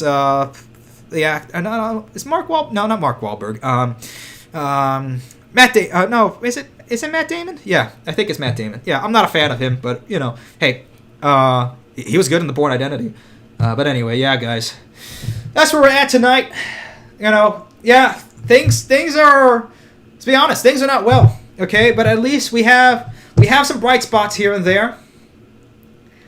Brightline makes it easy, okay? I didn't choose the name, okay? It just makes it great for puns and everything else like that. So we have a bright spot, right? We have some things happening, and of course, what's going on in Texas. Definitely, we are keeping on track with that. So far, nothing new has come out, okay? They've heard everything from both sides. We haven't heard anything new, but in case anything happens, we'll let you know. Okay, probably a video that comes out a week late and a dollar short. I don't know, guys. Let me just show you. Okay, the editing process is massive to do stuff like this. Okay, there is a lot of stuff okay, that goes into editing these videos, okay? Yeah, maybe at some point I should get off of Sony Vegas and maybe go into Premiere or something like that. But I've been using Sony, Vegas now. I've been using it for a pretty long time, okay? I'm used to it. I don't want to go ahead and move to a new system. I don't want Windows 11. I don't want it. I could have been fine with Windows XP. That was perfect. That was fine. But no. But anyway, yeah. That's a wrap, guys. Yeah, get out of LA. Thank you all for coming on board, and thank you everybody who has come on the Discord. Again, the Discord link is in the description below. It's probably only valid for 7 days, but we will fix that to get a more permanent link as we build upon our little Discord server and grow it and be able to keep things going and moving aboard to a new and shining tomorrow. God willing, hopefully we'll see what happens. All right, everybody, take care. Thank you for writing, and we'll see you aboard next time. Godspeed. Take care.